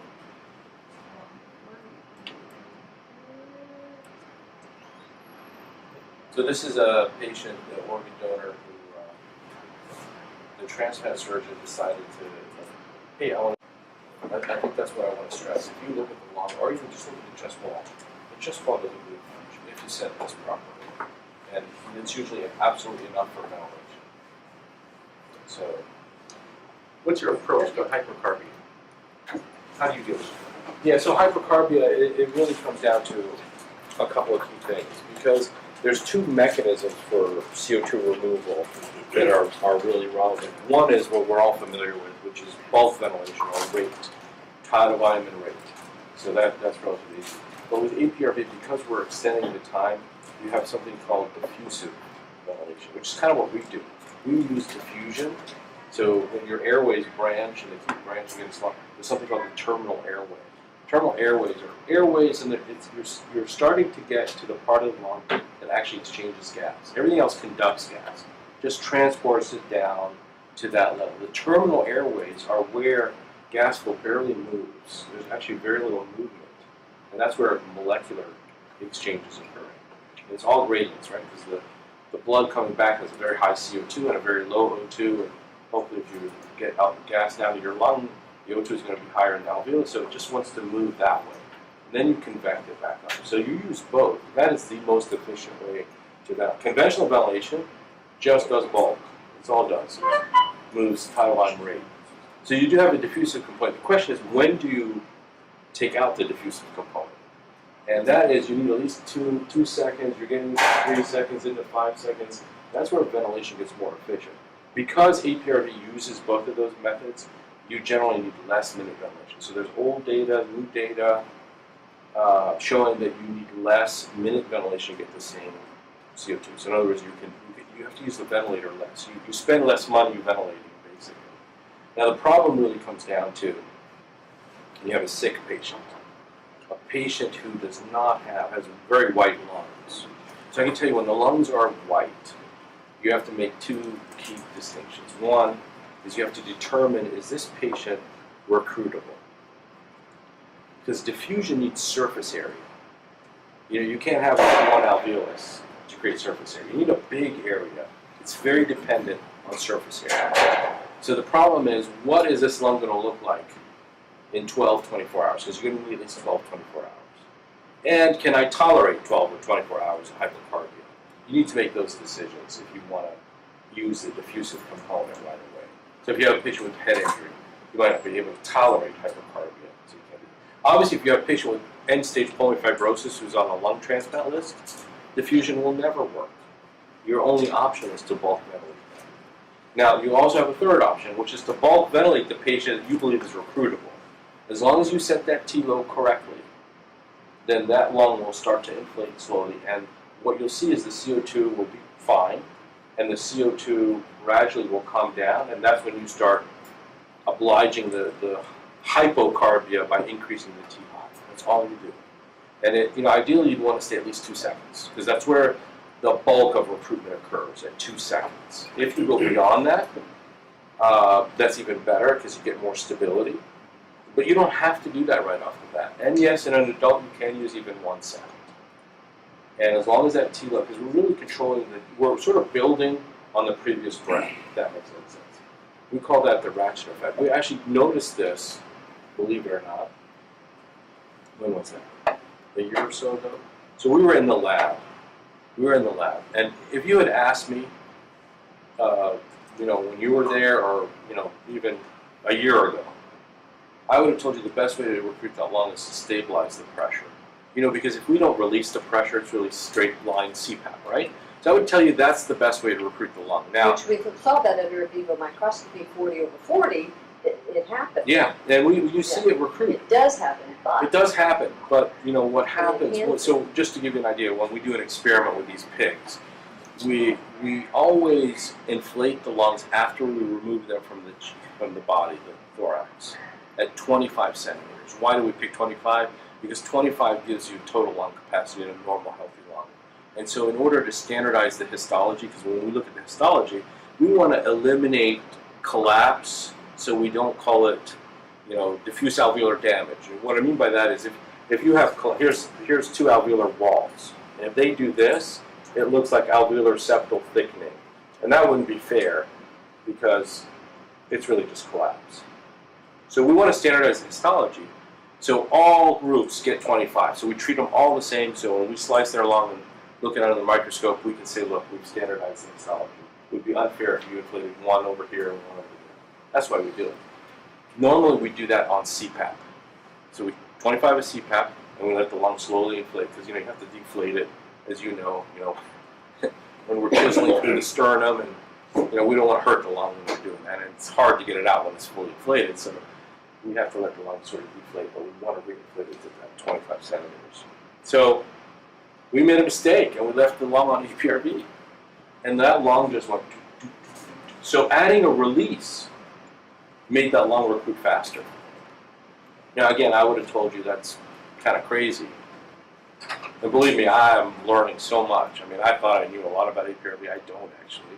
I'm learning a lot more. But that lung recruit... So then we did it again. Same thing happened. So somehow that T-low does something bizarre. Now, what does it actually do? I don't know, but we just got a big grant for this study. And if anybody wants to give us some more money, So we got a big $1 million plus grant. What is it? $2 million actually. So we're working with a guy named Don Gaver, Tulane, a guy named Jason Bates in Vermont. And they have some ideas. We have some ideas too. But the thought is that because what Don Gaver in Tulane has studied for years is he's noticed that and he grows like alveolar cells and tubes and all this stuff, so he's got a lot of sort of very dish research basically. And what he notices is anytime the gas flow goes like that, it spreads the surfactant over like a nice film, which is what you need to stabilize the lung. So he thinks it's all because of this movement.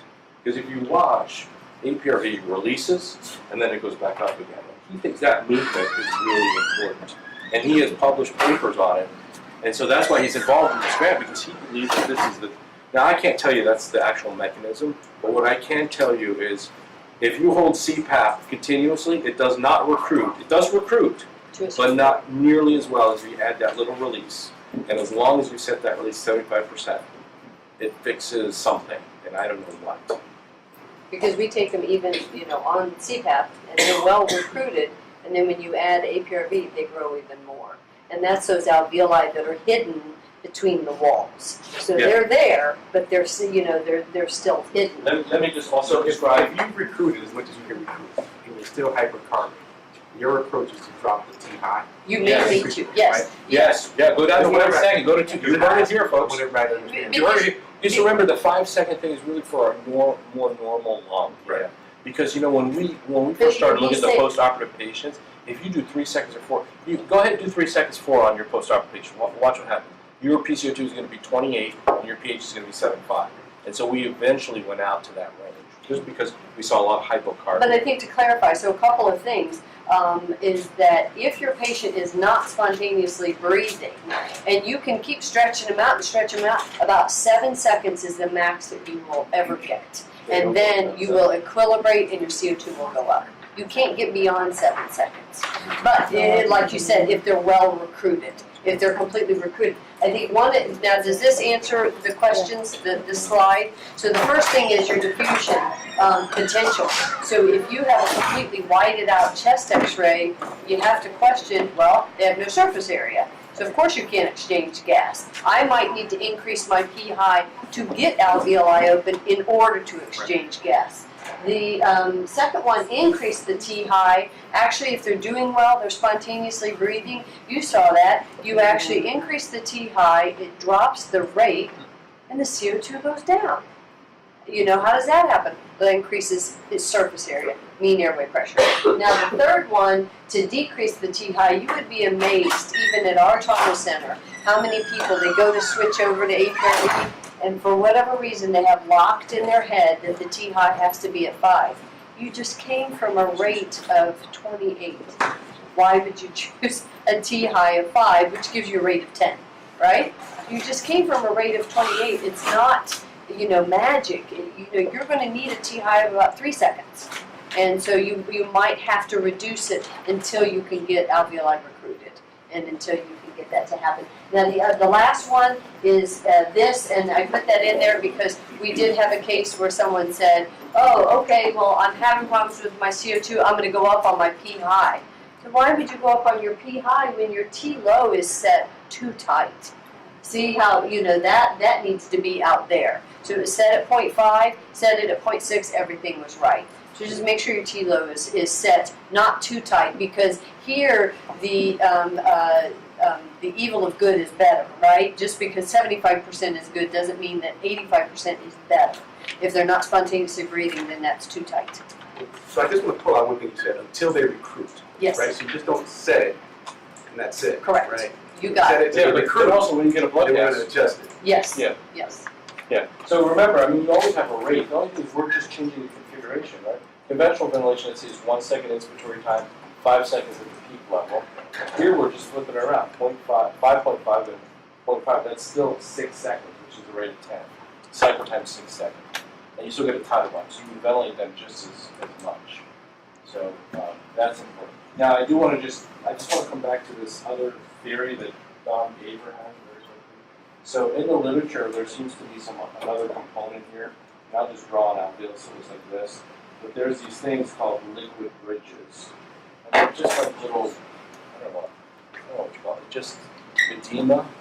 And it's stuck in the tubes, in the very small tubes. And he thinks that when you actually create this flow that goes very rapidly here, you're going to bust that up and then actually get air into this part of the lung because of the rapid flow in and out. Now again, the grant hopefully will help us understand that, so we have a bunch of experiments. But I'm still amazed by it, to be honest with you. I would have never thought that adding a release would be important, but it seems to be.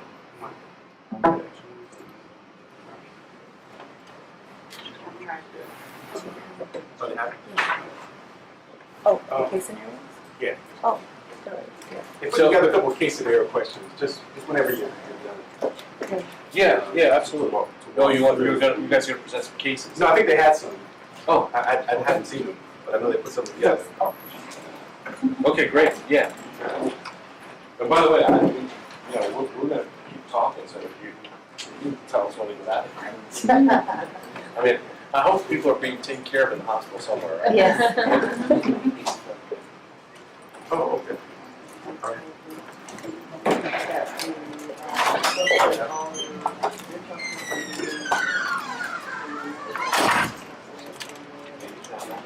Yes. Does anybody have any questions? So there you guys have a lot of questions. It's okay, there's no bad questions right now, right? We're sitting here. well, Yeah. Once you initiate APRV or TCAP, what is the best time to get a blood gas to make some setting changes?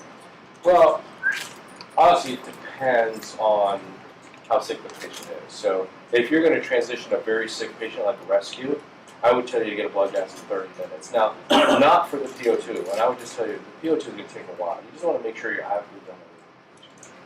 And that would be more bulk ventilation, so a shorter TI. So rescue patients do require that. So you need more of that bulk ventilation. Otherwise, I would just tell you, especially if the patient's breathing, when the patient's breathing, there's all kinds of information about what their brain is telling their muscles to do. Remember that you can't fake breathing. Like, you guys aren't even thinking about breathing, are you? So our brainstem does all that. And our brainstem controls breathing by telling our respiratory muscles what to do. They don't do anything on their own. They're thoughtless. The brainstem is constantly getting information back because it's planning the next breath. And what does it want to do? What does the brainstem want to do? It has a bunch of respiratory centers that are designed to make sure you ventilate properly. What I mean by that is you never want to overventilate more than is necessary. Like right now, you guys are breathing at a relatively low normal level because your metabolic activity isn't as high as if you're going to run up to a code, right? And your brain understands that your respiratory muscles use oxygen and they make carbon dioxide. Remember, their job is to bring in oxygen and remove carbon dioxide. So your brain doesn't want you to use up more oxygen or make more carbon dioxide. Its job is to it always wants to do it efficiently. But it also understands that it has to dynamically change. Again, if you're going to go running somewhere, it's not going to work if you stay at your current level. So that feedback is tremendous. And it looks at chemical things. You know the chemical things, right? PCO2, pH, PO2. And your brain will say, you need to breathe more because you're hypoxic. Or your PCO2 is high. Your pH is low. Like if you have perfectly normal lungs and I infuse you with acid, I promise you're going to ventilate more. Because your pH is going to drop and your brain's going to say, you need to get that pH up. So you're going to do that. So it's got all that. But it also has mechanical sensors. And the mechanical sensors are all over the place. They're between your airways. Every little carina in your airway has a little stretch receptor. And it's coiled up, and when you take a breath, your carina does this. So it says, oh, I'm stretched this far, or I'm stretched this far. And then it relates how much effort you made to get that stretch, right? Okay. If I make a big effort, my brain expects that stretch receptor to go like this. But if it only moves this much with a lot of effort, the brain goes, oh, there's something wrong. Those lungs are pretty stiff. I better tell the respiratory muscles to use more energy. It can tell how far your ribs are. Little information about how far your ribs are, how much tension there's on the diaphragm. It's just a very elaborate system to allow us to breathe through a whole spectrum. Actually, human breathing is far more elegant than a mechanical melody. So It's so crude to ventilate people with this. can we just run a scenario through your eyes? So you walk into a room, you see a patient in trouble. What's the first thing you look at? Well, I will look at the flow pattern, and I will glance at what muscles the patient's capable of breathing. Because what I was trying to say is that there's all kinds of information if you learn how to read the brainstem, right? Because the brainstem knows if you can't exhale and your lungs are too big, it's going to tell you to squeeze the air out. So you're going to use your accessory expiratory muscles versus your inspiratory muscles. So right there, you've got a clue. Instead of sort of guessing, let's try to deconstruct, dissect through what is the brain telling the muscles to do. So if you learn how to read that, you can figure out a lot of things. So yes, look at your patient, look at the waveforms, look at the patient. I mean, that's what I do. I go like this. And then I might feel their abdomen, see if they're actively exhaling and so on. Then I try to figure it out. Like if they're obstructed, I'm going to say, does this patient have COPD or asthma? I mean, I don't know. Sometimes I'm on call and I don't know the patient. And they say, no, he doesn't. So then I'm going to say, well, the circuit is kinked in the bed frame. I've seen that before. Have you ever seen a chest tube cut? That happens. Things like that happen. Or the endotracheal tube was like this. Or, the patient does have bronchospasm, or there's something wrong with the ventilator. So again, it would sort of help you understand what they're doing. When they're really chaotically breathing, yeah, it's a little bit harder to interpret waveforms. So you really need to look at what muscles they're using. Is it an inspiratory? Because if your brain, if the receptors come back that your lung is small and stiff, the brain is going to say muscles, do more, and you're going to use a lot of inspiratory muscles. Because remember, the brain stem has never been told there is such a thing as a ventilator. It has no idea there's ECMO. It doesn't know it. The only thing it's trying to do is keep you alive. And so it will use everything and anything to keep you alive. It doesn't know you're on a ventilator. So it's going to react to the information it's getting back. And, I can't tell you that you can figure out every little detail, but you can figure out a lot by just understanding a few little things about how inflation, deflation works and what muscles you use to breathe in and out. That's really it. I mean, the chemical stuff overlaps the mechanical. So this is where it gets a little bit trickier. What I mean by that is that there's a hierarchy.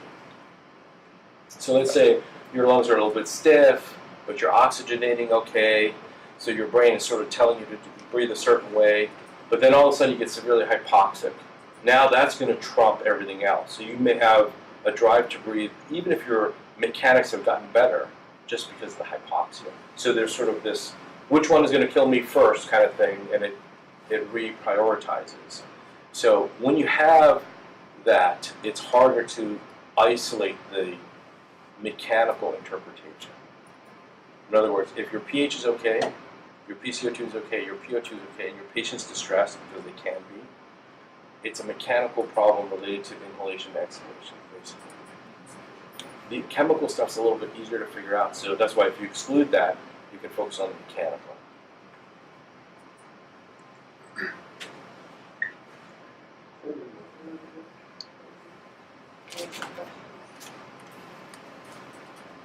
Zero questions. I did. Okay. This kind of a really basic question, I'm not on here. That's okay? So I'm used to seeing people on a bed setting and system flow. The bed setting you're talking about, but what would be the indicator for each on that bed setting as opposed to the one on the CDC? Well, I would say most people that don't use APRV routinely would probably select this as a rescue mode. And certainly that's how we initially started using it. And there's more information on people using it as a rescue mode.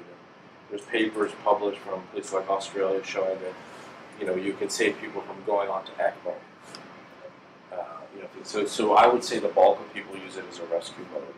Over time, people start to use it, I think, earlier and earlier. That's exactly what happened to us. We just said, well, if it saves them from ECMO, why don't we just use it a little bit earlier? So we just kept doing it. Now we use it routinely as soon as you're intubated. And some of the research we've done suggests that you can prevent the problems that you can get into ARDS and lung disease.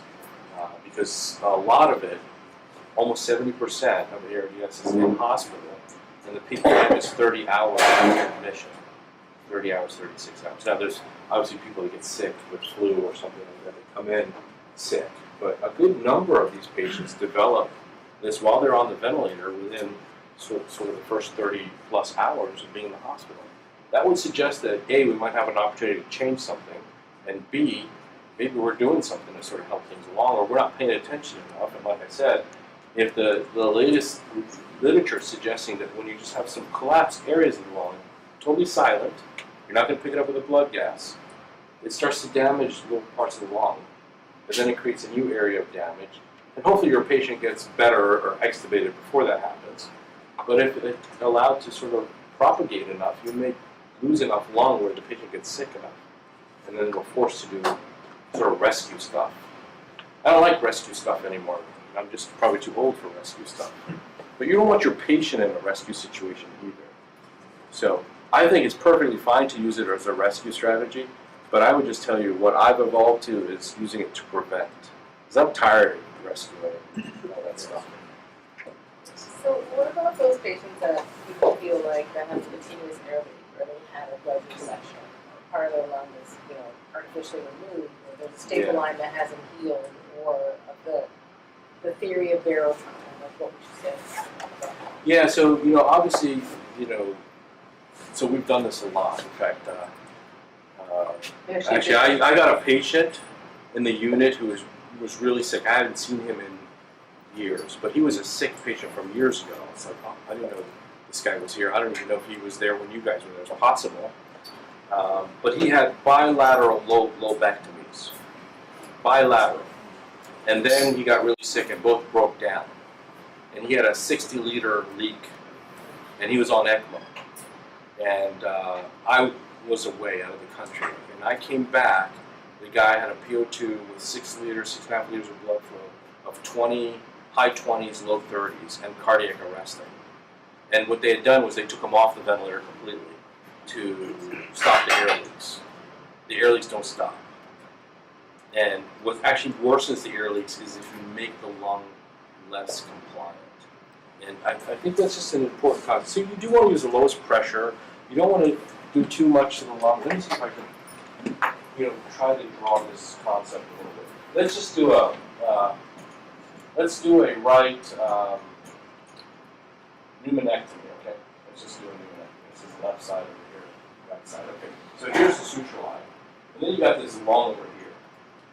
Okay, now remember the tubes are not meant to expand; they just conduct. They don't sort of absorb energy like the lung does. Where the energy is absorbed in that spongy part of the lung. So whatever pressure you're putting in the airway here, it's going to go here. Now someone comes along and says, oh, we have to use the lowest pressure possible. So you turn the pressure down. Now this part of the lung collapses. And this part of the lung collapses. You're actually increasing the pressure in the tubes. You're actually doing something that would harm that. The best thing to do is keep the lung recruited and use the lowest pressure to keep the lung recruited. Anytime you let that lung collapse, the pressure goes right there. Now, let's just draw a fistula. Here's a fistula. Here's a BP fistula. Okay. Now, the fistula, unlike the rest of the lung, has infinite compliance. Right? Just like this room, right? If I blow air in this, it's just going to keep blowing in this room. It's not going to be contained in something, and there's no resistance. So this is the easiest part to push gas through here. And so when you inflate this part of the lung, it will absorb some of that, and hopefully there's enough lung to squeeze this down, choke it. But if you start collapsing the lung and making it stiffer, as the compliance here worsens, the flow through the fistula is going to go up. You see what I'm saying? Yeah. So yes, pressure is a component, but it's not the only component, and it would be, you need to think about the whole thing. So I would just, and the worst thing you can do is go from collapse to reinflation. If this lung was collapsed and I wanted to, and you guys called me and said, well, what do we do? The patient's dying now. And now the patient's not exchanging any gas.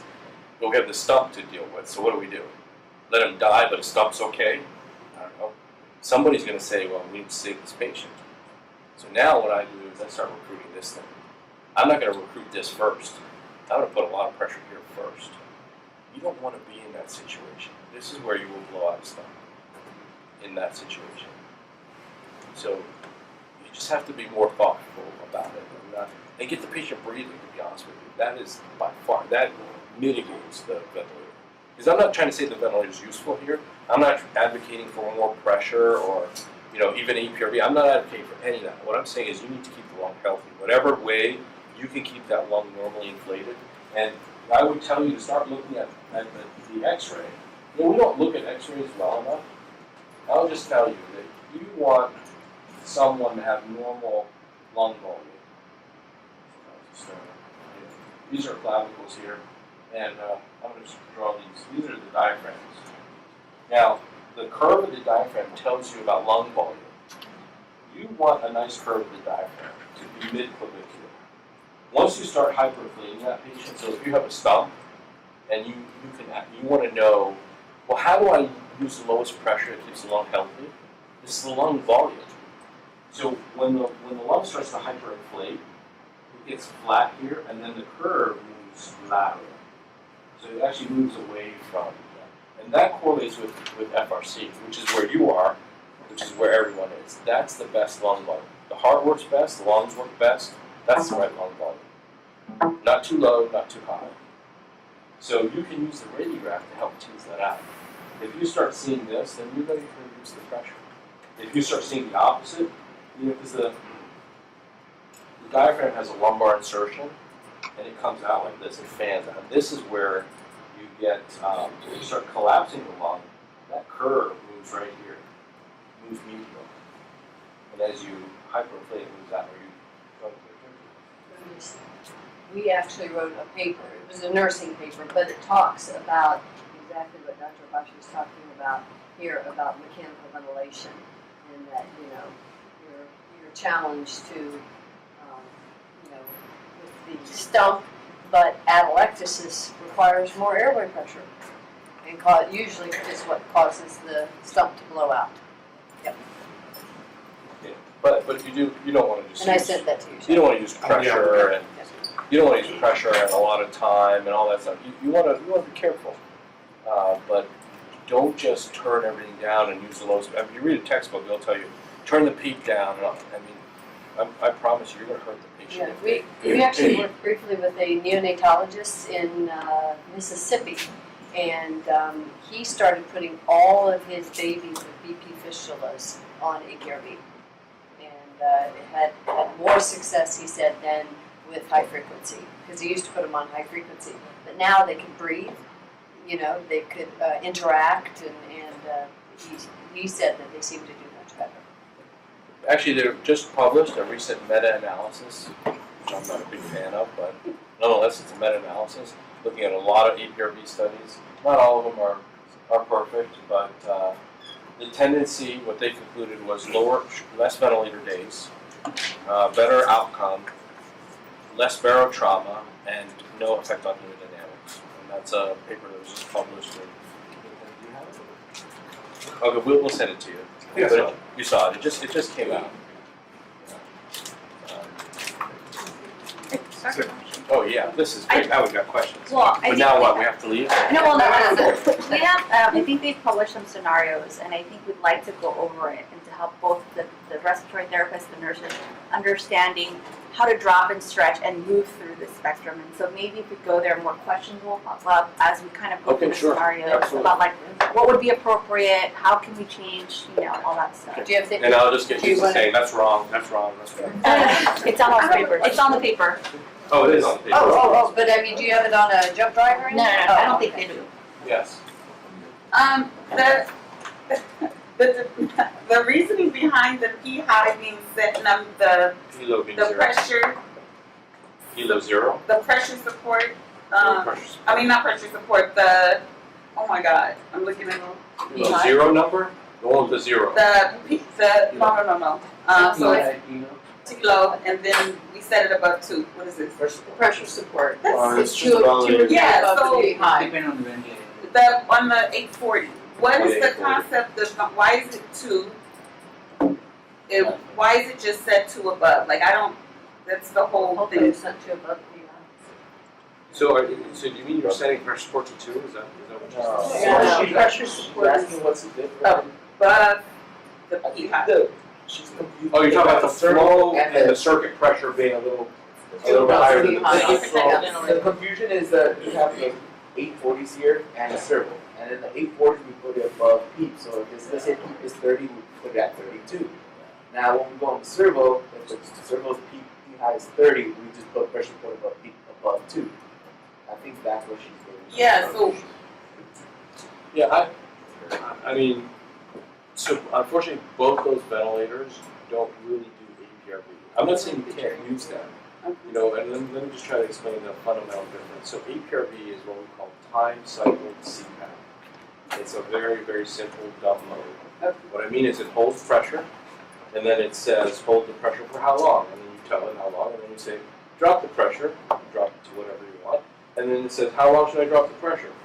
And then it just does its thing. It doesn't care about what the patient does. There's actually no trigger in real APRV. There's no trigger because the patient adjusts breathing by changing volume and flow, right? If they go like this, they get more flow. Because what happens is the pressure will go down and the machine wants to raise the pressure back to that whatever CPAP level you set. And that's really APRV. All these other modes really came out after APRV, because APRV was a hot. So the Draeger had it in 1987. Nobody else had it. They just put it in there for whatever reason. They put it in there. So we started using it. And what happened was, like mid-90s, Pure Bennett called. And they want to know, we want to put APRV in our network. So we actually had a lot of discussion about what they should do. So they didn't want to get rid of the rate knob, so that's why you have to go into supplementing. They did not think that the respiratory therapists and physicians would feel comfortable not having a T low and a T high, which is a rate knob, separated. They wanted it. And what they did was they modified pressure, SIV pressure control. So what you're really using when you say bi-vent or bi-level, in both of those modes, is SIV pressure control. That's what the real mode is. The only thing they did was change the software so that you can tweak the time and so on. That's what they did. So what does that mean? That means it has pressure support, it has a trigger. It has a trigger, and this is what makes it a little more unstable to use both of these ventilators. Again, I'm not saying that you can't use it, let's use the Drager. I'm just saying there's a few little quirks about it. And part of the reason is anytime you have pressure support, you have something called a trigger window. Right? You have a lot of respiratory therapists shaking their heads, which basically said the ventilator wants to know, well, should I give you a breath now? So as you approach the breath, it might say, well, he's going to breathe right here. I might as well just give him the breath now. Actually, that's what SIV is. Originally, IMV, for your time, was not synchronized, so it just did this. It was more like APRV, except APRV flipped over. IMV, that's what APRV is. So there's that trigger. So pressure support requires a trigger also. Pressure support's a triggered mode. So there's a trigger window before and after. Because if you just took an inhalation, the machine doesn't want to cycle off another breath. So there's a trigger window on both sides of that breath. So this is what inherently makes it a little bit funny. So on the servo, we've always got pressure support because that ventilator was very difficult to trigger. By the way, the servo, looking at the eye? Yes. So the servo eye, servo, it doesn't matter. That's the servo 300 inside. You ever make that maintenance on it? It's the servo 300, which is a ventilator from the 80s. And what happened is that ventilator was so difficult to trigger that the way they fixed it was they had to put a bias flow in. So there's a bias flow of 4 to 6 centimeters, and that's why that's a very jumpy ventilator. There's always pressure support.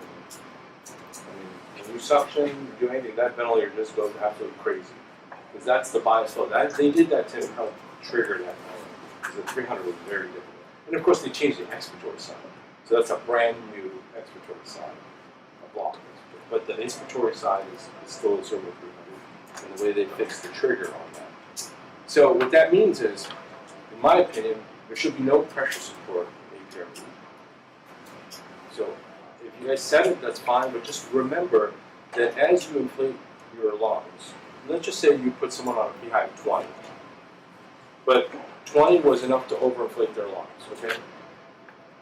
They cannot take any more air. Just like if you take your lungs all the way up to total lung capacity, I can't, my diaphragms are flat. I cannot generate any volume. I can't even generate a lot of pressure. Nothing happens. But if I generate enough pressure to trigger the ventilator and you've got me set to 10 of pressure support, and I'm all the way up here, you're going to inflate me more. So we have a built-in safety factor, which is you can't breathe more than total lung capacity. You can't over-breathe, if that makes any sense. Even your COPD are stuck. They can't keep making their lungs bigger. They might not be able to shrink their lungs, they can make it bigger.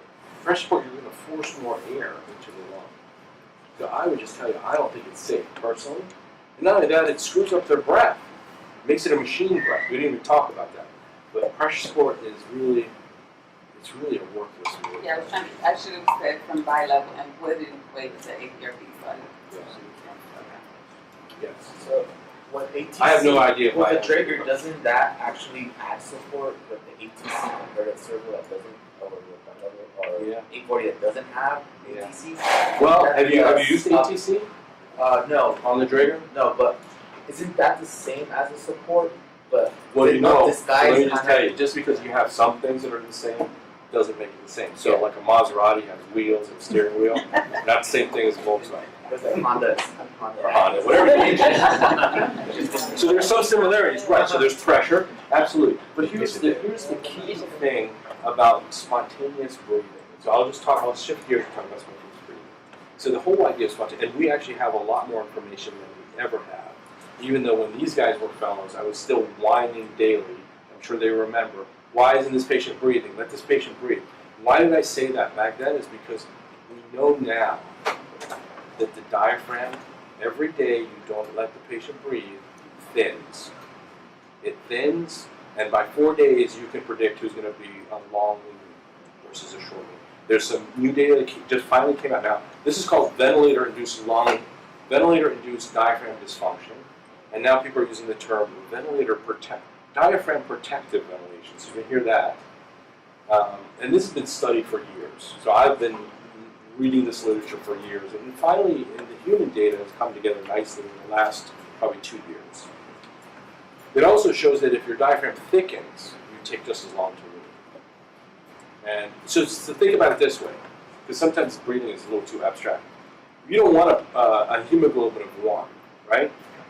But we don't want a hemoglobin of 80, because then you've got motor oil in your veins. What we want is something normal. So same thing with the lung. When you're breathing, you need to use enough, to use your muscles enough so that you don't decondition them. And what you don't want to do is overwork them so you don't hypertrophy them. Because if you remember, I said the respiratory muscles are incredibly efficient. And once you make muscles too big, they outgrow their blood supply. Like it's not very efficient. So like if you take someone who's very fit, and you take a big bodybuilder and you ask them to climb up there's actually a YouTube video, I don't know if you've seen it or not. Big strong guy, he starts climbing, goes up there quickly, he's got a lot of power, and this petite woman who's fit goes right past him. Because he's hanging up there like this. He's got so much lactic acid in his arms that he just can't go up anymore. So your respiratory muscles are designed to be efficient, and not only are they able to do like bursts of something like coughing and stuff, but they're actually made for endurance. So what we want to do is maintain the diaphragm. The diaphragm thins faster than skeletal muscle, and that thins very rapidly. So the question is, how do you preserve that? And the best way to preserve that is spontaneous breathing. Now we get into, well, is pressure support spontaneous breathing? What do you guys think? I would disagree with you. I would say pressure support is spontaneously triggered. It doesn't allow your muscles to do what they want to do. And actually studies have shown that you can't set pressure support correctly. You either over or under. You're either going to get a thin diaphragm or a thick diaphragm. So here's what's important.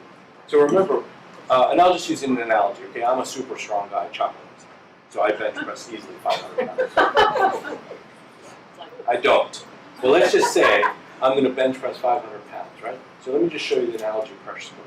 Pressure support, I can go like this, just click my wrist like this, and behind the curtain, there's these 2 really super strong guys, and they go like this. The only thing I have to do is ride the way up. That's pressure support. Because pressure support is just saying, when is that patient going to take a breath? Oh, he just did.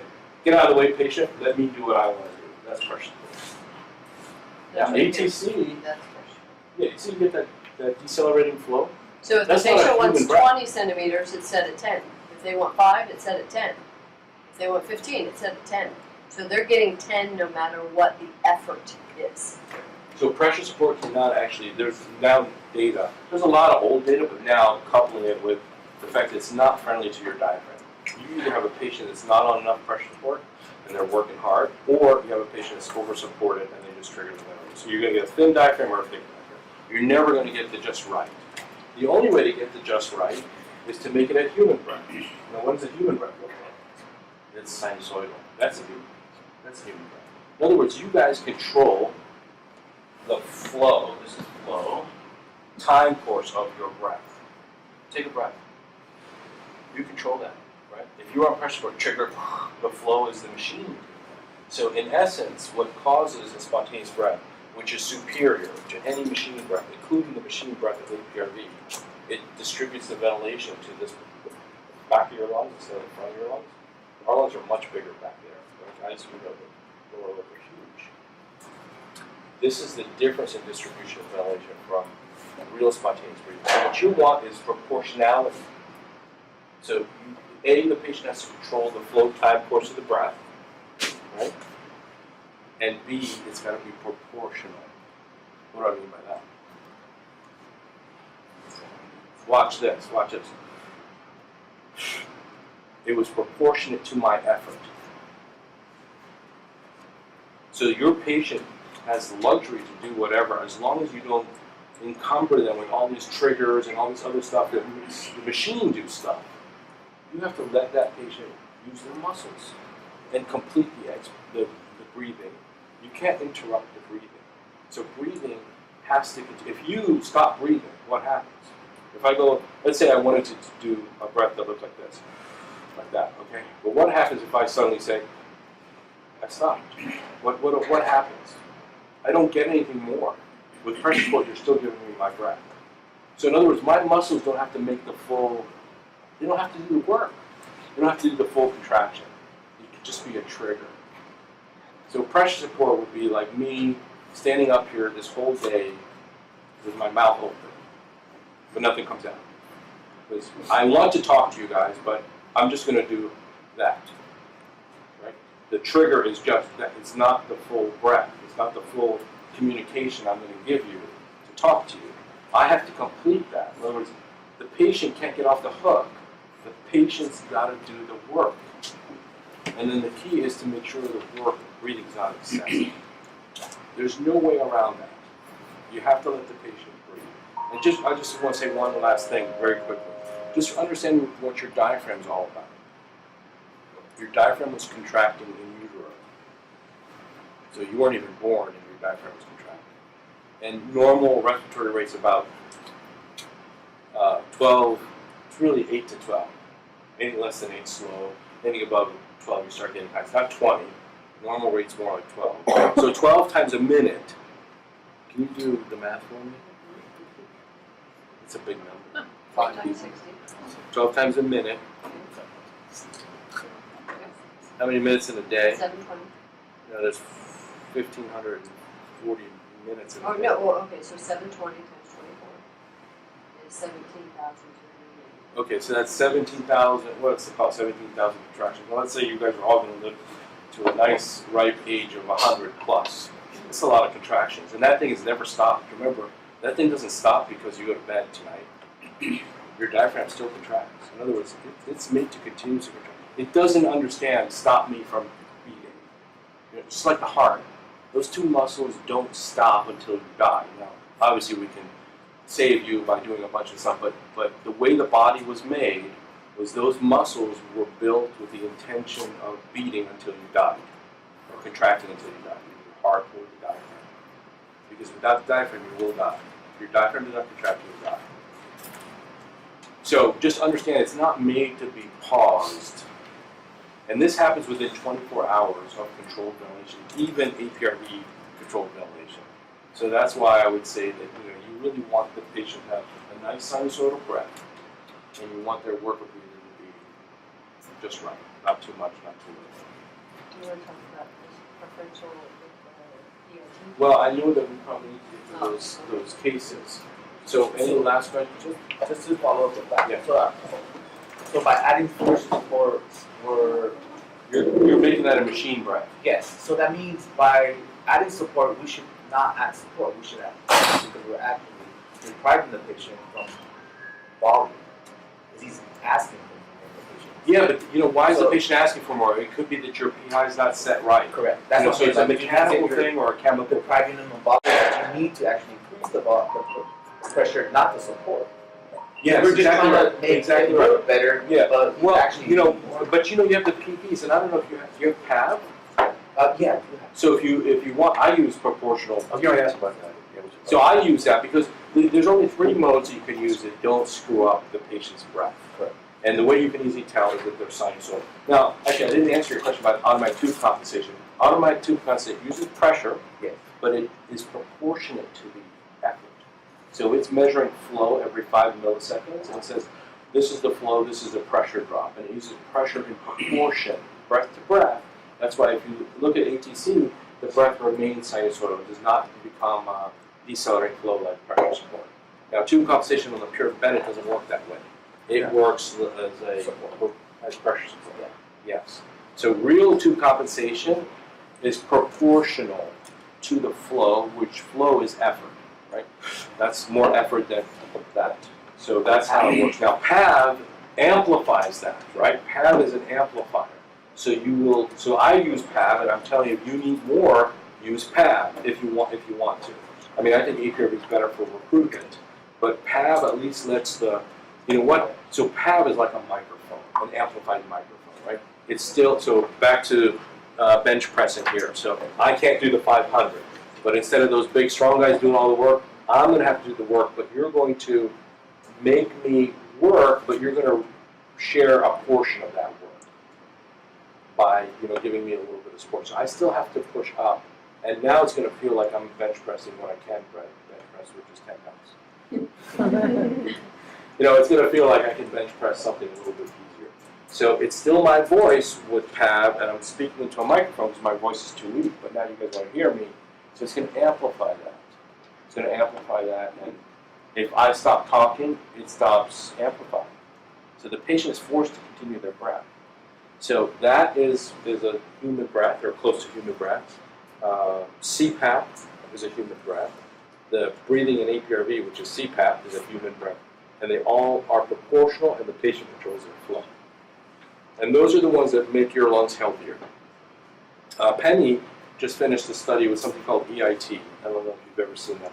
Anyways, it's like a belt you put on your chest, on your patient's chest. And it's like a little CAT scan, except it uses electrical current. And it spins around at 60 times a second.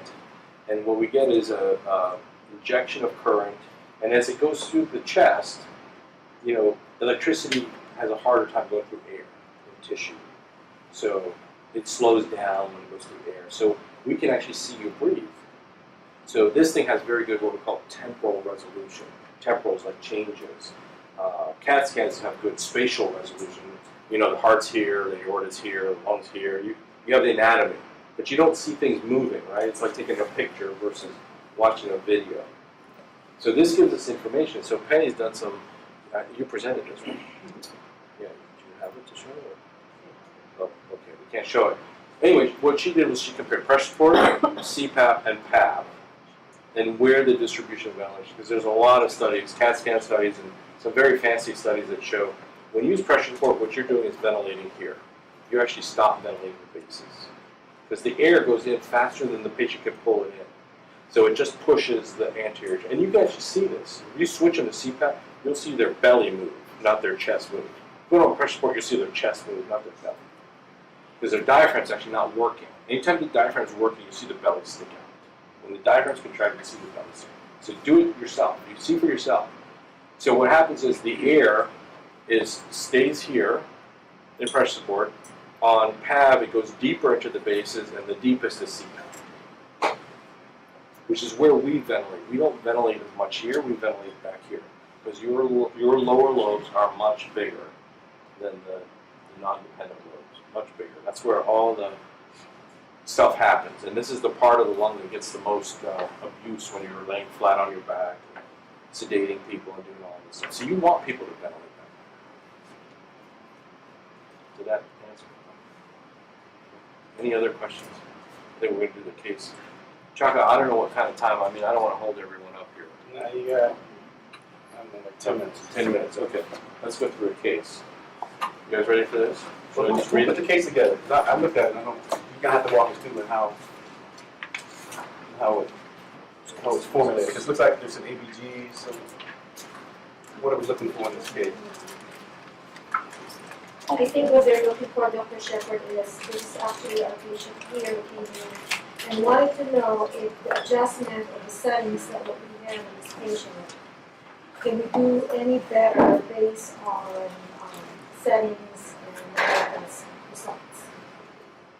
That's not. Well, I read through the whole thing, and the only question that I have that I found interesting because it looked like towards the middle, got recruited, started looking better, but then all of a sudden you went down to a rate of 11, everything looked good and looked perfect, and then all of a sudden you started getting a respiratory acidosis, and the respiratory acidosis worsened.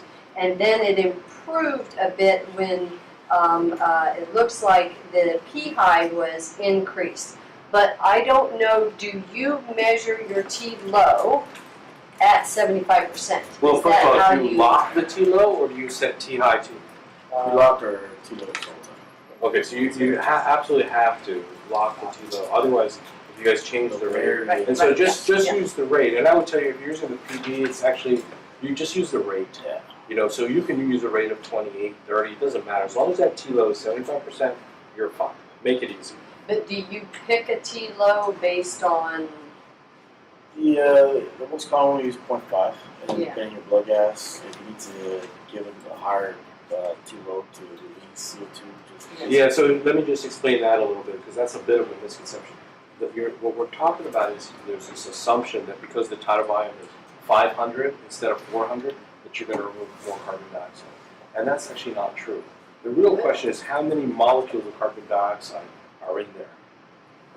So could it be that 400 cc tidal volume has more carbon dioxide in it than 500? And let me explain why. If you remember, so your heart is constantly returning blood back to the lung. Your heart doesn't just stop and say, okay, they're between inhaling and exhaling, so let's hold here until we go in. No, your heart's constantly perfusing. So it's constantly returning CO2. CO2, that's its final destination, is your lung, to remove this volatile gas, right?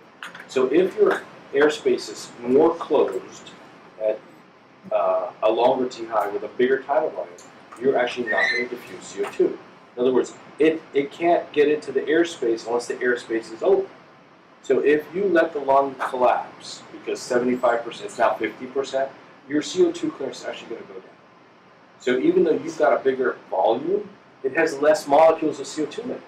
Because the surface area, I hope I'm making sense. Am I making any sense? Are you guys following that?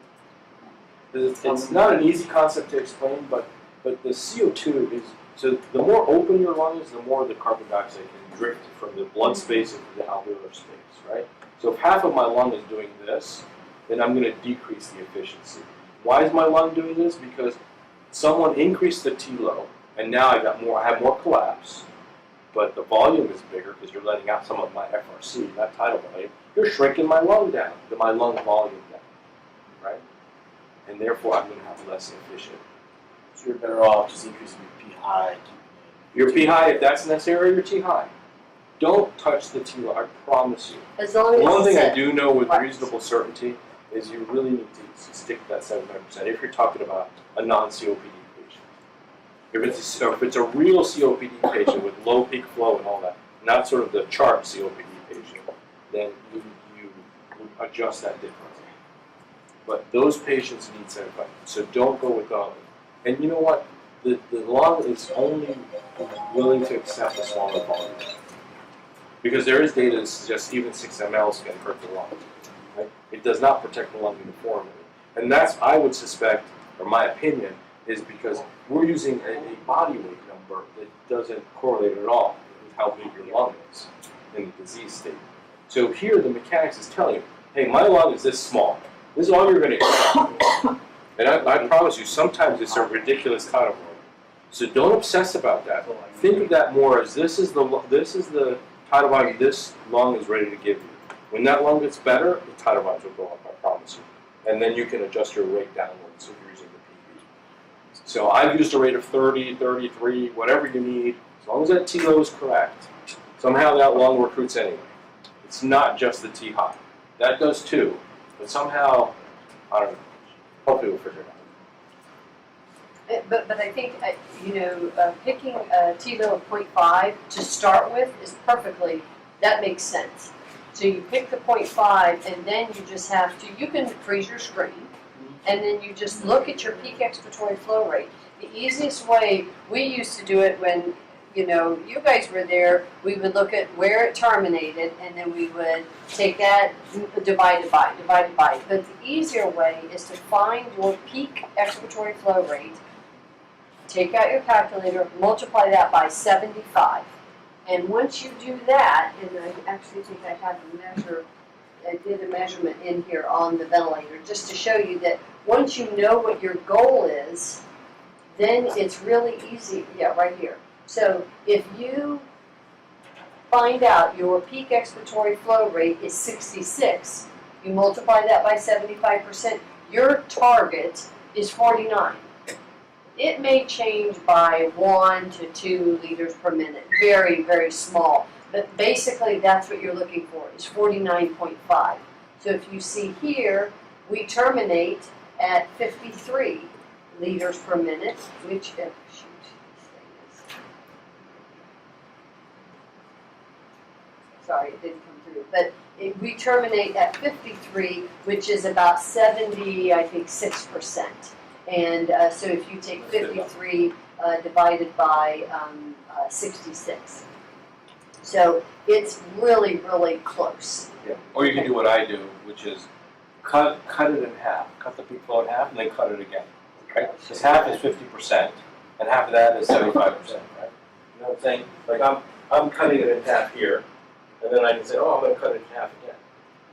Right? I'll show you here, right there. Right there, that's what I do.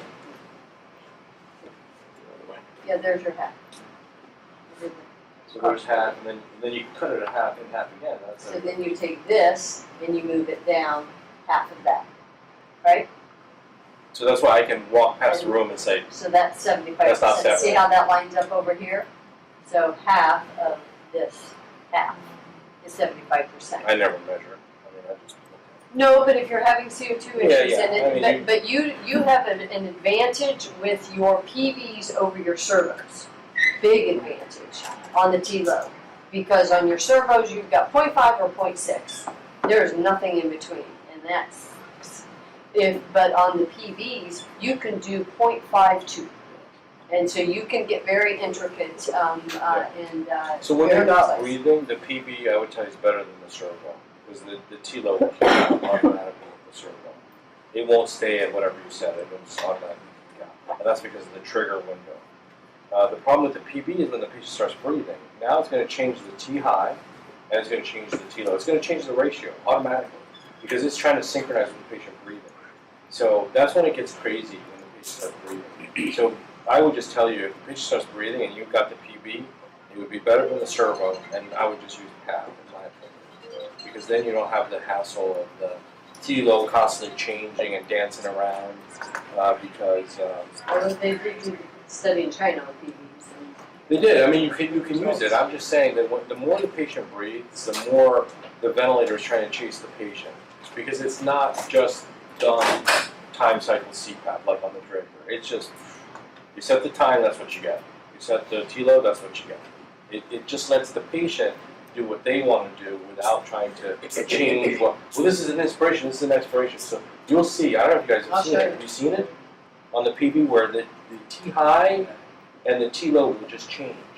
And same thing on the servo. The servo, again, this is all because of that synchronization. So the problem is if you have unstable lung, you don't want that. So that platform is what's keeping the lung stable. This balance between the P high, T high, and the T low. That's what's keeping your lung from a really unstable lung. This happen. This is. Oh yeah. Side. Plays on its side. And you can see the patient takes a breath. There's the trigger right there. The EMUS. And then there's the breath. The volumes go up to 2.1 liters. Because it's just dumping everything. What? You know, it's just like taking that T-low way out. Servo does the same Well, thing. and you can see it did it right here. Yeah. So see that little red it'll dot? It'll do it automatically. That's the trigger. And then it increases. So look at the difference of the width. So it increases dramatically and your volumes are 18. And you'll see the IE ratio just dance around all over the place. And that's just because it's trying to compensate for that spontaneous breath that Yes. just before. Yes, And because it's really, compensating that time. it's SIMV. Yeah. It's SIMV. It's not really EPRV. And here's the Servo I does it too though. Because this is SIMV pressure control. It's not a true. Any ventilator that has pressure support with their APRV is really the, you know, again, these guys didn't want to create a whole new mode. They just modified the controllers of pressure, SIMV pressure control. I promise you, I was on the phone with them, at least PV. So just be aware of this because, you know, honestly, in a sick lung, this will damage the lung. You do not want that T-low to sort of kick out. Because what you're doing is letting the lung collapse, and now that's the worst thing you can do. It's better to leave the lung collapsed and just ventilate this than to actually start ventilating the rest of recruiting the lung partially. That's worse. You're better off just not doing that at all. See these little hash marks? Those are your, to denote 1 full second. So if your waveform fills the whole space and you're set at a T low of 0.5, it's kicking out. Yeah, and look at the volumes, they go for the liter. Because that's just kicking out all the residual lung volume. It's not tidal volume, you're just letting that lung that wants to deflate go way down. And that's not what you're trying to do. You're trying to stabilize the lung, not stable, then unstable, unstable. That's really the worst thing to do to the lung. So just be careful. Actually, the servo, I would tell you, is the worst ventilator. Because, well, for APRV, and what I mean by that is at least if you adjust the trigger, especially pressure, don't use a flow trigger, set the P trig to at least 10 or 20 on the Puritan Bennett, it will stop doing that. Yeah, and that's fine when your patient's not breathing, but you don't want a trigger that's impossible to trigger. So what I'm saying is that when on the servo, it doesn't matter. You can set the trigger to -20, and it'll sense a heartbeat, and it'll kick out the T-low. So the PB, when the patient is not breathing, I would say superior to the servo, and then both of them are a disaster once they start breathing. So, just to clarify for some of the RTs, can you go over back to the other image of the PB screen and talk a little bit about your pressure adjustment flow graph? Yes, okay, sure. And why and what's your theory of and how you set it? Just to clarify with some of the RTs. Yeah, so this is what you're talking about. Pressure. Yeah. So this, depending on and of course ventilator, some call it slow, some create a delay, some are talking about how fast it should go up. Sorry, I'm going to hang on a minute because I got a slide for that. Go ahead. So what I look for is I don't want that little antenna, right? Because I want to pressurize the lung as quickly as possible. Remember that the lung doesn't pressurize like that square box, right? So I don't want to delay that, right? Because I want to get to the distal airspace as quickly as possible. So if you create a long ramp, you're eating into that 2 seconds that you need. So you want to be more efficient. At the same time, because flow is what you're sort of you're actually delaying the onset of the peak flow. Like most of these are delaying the onset, or you're saying, use a percentage of the flow. So what you want is that flow to go up without causing a lot of back pressure. When you cause back pressure, you get these antennas here, right there. And so you don't want that, because what I'd rather have is, and actually you get a little change in volume too. Yeah, so you'll see that. So you can just fine tune it so that's the case. Now a lot of this has to do with endotracheal tube, how kinked it is, whether there's a lot of stuff in it. It changes the velocity of the gas, because the velocity we don't really understand because the dynamics of the tube. So you just adjust it that way. That's how I do it. I would say suction first. Make sure, because some of that goes away. So if you suction and it doesn't go away, then you just slowly, for the PB, you're going to increase it in percentage. So you'll go from 50 to 55%. Or, yeah, everyone uses 50. Generally, I'll tell you 50 is not enough. 80 is generally too high. Yeah. So or if you have the spike come down. Most people are like 60, 70. I just wanted to clarify, because it's different. I just want you to clarify your theory coming from you, so it could be maybe. I mean, to be honest with you, this whole thing came from the Servo 900. And the Servo 900, has anyone ever worked on that? That's the one that you open the top. Yeah, it's got Yes, the scissor it's the valve. first one, yeah. So if you remember that ventilator, so it was really a good ventilator, because most of the ventilators in that era, the PSI off the wall would drop way down, and the patients would try to suck air out of it, and the ventilator would be empty halfway through the breath. They wouldn't get any gas. So what they did was they figured out, well, we'll put a tidal volume in this bellows on some springs, so the wall fills the bellows, the patient takes the breath, And while the patient's taking a breath, we can fill the bellows. So we're like one breath ahead of the patient. So it was actually pretty clever at the time. And the springs allowed the gas to come out of there very quickly. So no ventilator could actually do real sort of square wave pressure control. So even on the ventilator, the pressure control was bare. It's kind of like the VIA, because the VIA is an old bare ventilator. You see that little bend in it? See that little, in the airway pressure, little gap there?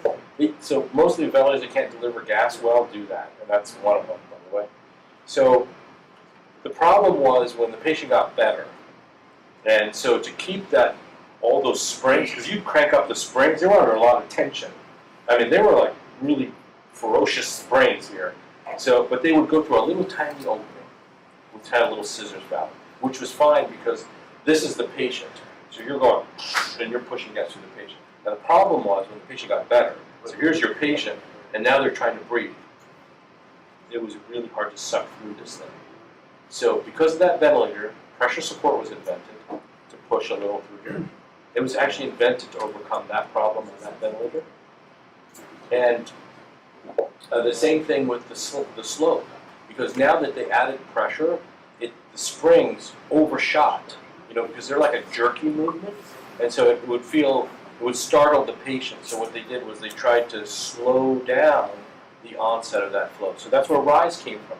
Everything goes because that ventilator was good for the non-breathing patient, but terrible for the breathing patient, and so they had to make those modifications. But So, I think so that's why you have RISE time. Yeah. Mainly for those patients that are spontaneously breathing. In this setting, we're doing is just trying to finesse the flow pattern. And I think to answer your question about the rationale, which is you don't see on the ABIA, you have no control over this. Correct. It will not, you cannot adjust rise time. You have zero control over it. So the philosophy would be, don't delay on someone who has a sick lung. You want to repressurize that lung as soon as possible, not take your sweet time. Where when they get better, of course, they don't want that, that big impact. Because we want to reach the alveolar compartment before the breath terminates. So if you create a lag, that you're sort of slowing down that point where things equilibrate between the distal airspace and the proximal. And as compliance improves, you may adjust your rise time. Yes. So I'm gonna just continue with some sort of question scenario. Yeah, sure. I just don't want to take on experience. So let's say a patient that just comes in with septic, becomes an ARDS patient. We put them on APRV. Over time, cause ALI and barrel trauma. Patient spontaneously gets a pneumonia. What is your procedure with a patient on APRV and you got a patient desaturated, just jumping all over? What is your procedure on a patient that's having a spontaneous pneumonia that's not treated at that time? What will you do for them? What is your procedure? So, thoughts and theories, do you remove them from APRV and try to just bulk ventilate to sustain, just to continue ventilation since the pressure may cause more severe pneumonia without Are you going to a mode that has no pressure? low pressure? No pressure. So the pressure in I APRVs. just want to say, like, what's your theory? Do you continue being APRV? I guess what I'm saying is you're using pressure regardless. Correct. So remember, the pressure in APRV is not more magical or less magical than any other mode. So And pneumothoraces really shouldn't be treated any different. If it needs a tube, it needs a tube. let's say we're not treating it yet, though. It's just like Well, is there something wrong with the patient? overnight, and then the patient's desaturating. Find out he's subacute, Are has pneumo. Do we just decrease the time just to kind of bulk ventilate instead of having a rate of 10? Let's put on a rate of 16, or do you just automatically take them off APRV and put them on pressure control until the situation is handled? Either one of the surgeons comes in. No, I don't. And I'm not sure I understand the logic of doing that. So remember that, after you give that pressure, you're holding the pressure, there's no more airflow, right? Like, the initial triangle of a pressure mode, there's no more flow after that in APRV. It's not like we're adding volume. What you're doing is you stop the dynamic component, and now you're just using a static component. And so you have to decide, I'm going to assume that the ventilator's set correctly, there's no problem with the ventilator kicking out, doing all these other crazy things. Yes. The settings are not correct. Like, do Well, you if the just- settings are correct, you do have to still set. adjust the settings and continue what we're doing, or that's what I'm trying If to the like, settings that are gray correct, area. and then the patient gets a pneumo, I would use the same settings you were before. I Let's say wouldn't the modify settings them. are not correct. If the settings are not correct, well, the pneumo has nothing to do with Right. the incorrect settings or correct settings. Well, let's say he's getting too much pressure, too much volume. How do you know that? Let's say the patient's getting a pressure of 30 and the patient's getting consistently 1,000. So let me ask you Oh, something. I can tell you right there. If your pressure's 30 and you're getting volumes of 1,000, your TLO's kicking Yeah, out. there's something It has wrong. nothing to do. And that's what hurts the lung. It is To be the honest best. with you. So that's that gray area that I kind of want. Okay, let me see if I can help you a little bit. Because there's But that's what Well, we let- just showed you. Yeah, That's because what happened. now I understand. So let me just explain that a little bit. So let me just tell you guys something. All the studies that have been done, take every single ARDSNet study, take the alveoli study, take the latest ARC trial, take the Oscar trial, the Oscillate trial, every single study where you compare low tidal volume or high tidal volume. Which group do you think had a higher barotrauma rate? The 12 mLs or the 6? 12? The 6. No difference. The high peak, low peak, who had a higher barotrauma rate? No difference. The oscillator versus the low tidal volume group, 6 ml. Which group had a higher barotrauma rate? No difference. The Oscar trial, no difference. In fact, if you look at what causes a pneumothorax on the ventilator, it has nothing to do with the ventilator settings. Nothing correlates with pneumothoraces. Tidal volumes of 20 mLs. What matters is the lung you're ventilating. So there's actually a paper that looked at 5,000 patients, looking at who developed, take the parameters, high peak, low peak, whatever, and who got barotrauma. There was no relationship. The only thing that was related was how bad the lung is, the worse the lung is. Now, let's now fast forward to the driving pressure data. The driving pressure data took a lot of the studies I just mentioned. They took 9 studies, 900 patients, 3,000 data points, and they just asked the question, what is the role of driving pressure, which is, delta P. But it's really, what driving pressure really is? You take the compliance of the lung, the tidal volume of the lung divided by compliance. In other words, it's a normalization of a lung's compliance to the appropriate tidal volume. Because the smaller the tidal volume, so that's the only thing that correlates with survival is the driving pressure. They found that tidal volumes didn't matter. They found that plateau pressures didn't matter. This is the original ARDSNet data. They found that the only thing that did matter in terms of outcome was driving pressure more than 13. And what correlated with barotrauma was driving pressure. Now, what is driving pressure? It's the delta P. And I can tell you experimentally, when that T low kicks out, you've got a big delta. That's what you're trying to get rid of dynamic strain. Dynamic strain is when you're taking the lung from here and moving it to here. Static strain is what APRV does. After that initial, it's just holding it. There's less energy when you do that. Less energy. I know this because I got punched in the face by a famous doctor named Luciano Gatnoni, who I had actually worked with before, so I knew him. But he was telling me about a paper he was about to publish, which is, a paper about energy. And so he was trying to describe to me his latest research. We were in Pittsburgh, and he goes, he speaks accent. So he goes to me, well, I can punch you in the face once and hold my fist, right? So the energy transfer is just once. I'm just holding my fist, right? Nothing happened. But this is where the problem is if I keep doing this. So you keep doing this, and I'm asking you just do this. That's where you get barotrauma, is this. That's why I tell you, if you use that T low of 25%, what you're doing is allowing the lung to de-recruit, and because APRV is very good at recruiting, it's a very lethal mode if you have not controlled that T low. Right? You need to keep that lung just bouncing around right here. You don't want it to go from this extreme to that extreme. You're better off leaving the lung de-recruited. Just a comment on taking them off of APRV to change things. Just remember, you have to try to match that mean airway pressure. Correct. And that's extremely difficult. So what's going to happen? You're going to de-recruit the lung, And if you have a pneumothorax, what comes with it? You're going to make the pneumo worse, right? Because when you collapse the lung, you pull, right? It's going to make the pneumo worse. You're going to need even more airway pressure. Best thing for a pneumo is to recruit the lung. So guys, let's end it there. Yeah, let's do it. Another 5 minutes or so, maybe answer the question, but let everybody else go. Thank you. Thanks, guys. You guys have done fantastic questions, so thank you for actually engaging us, which is, I think, a much better experience for hopefully everyone. Certainly for me, it was.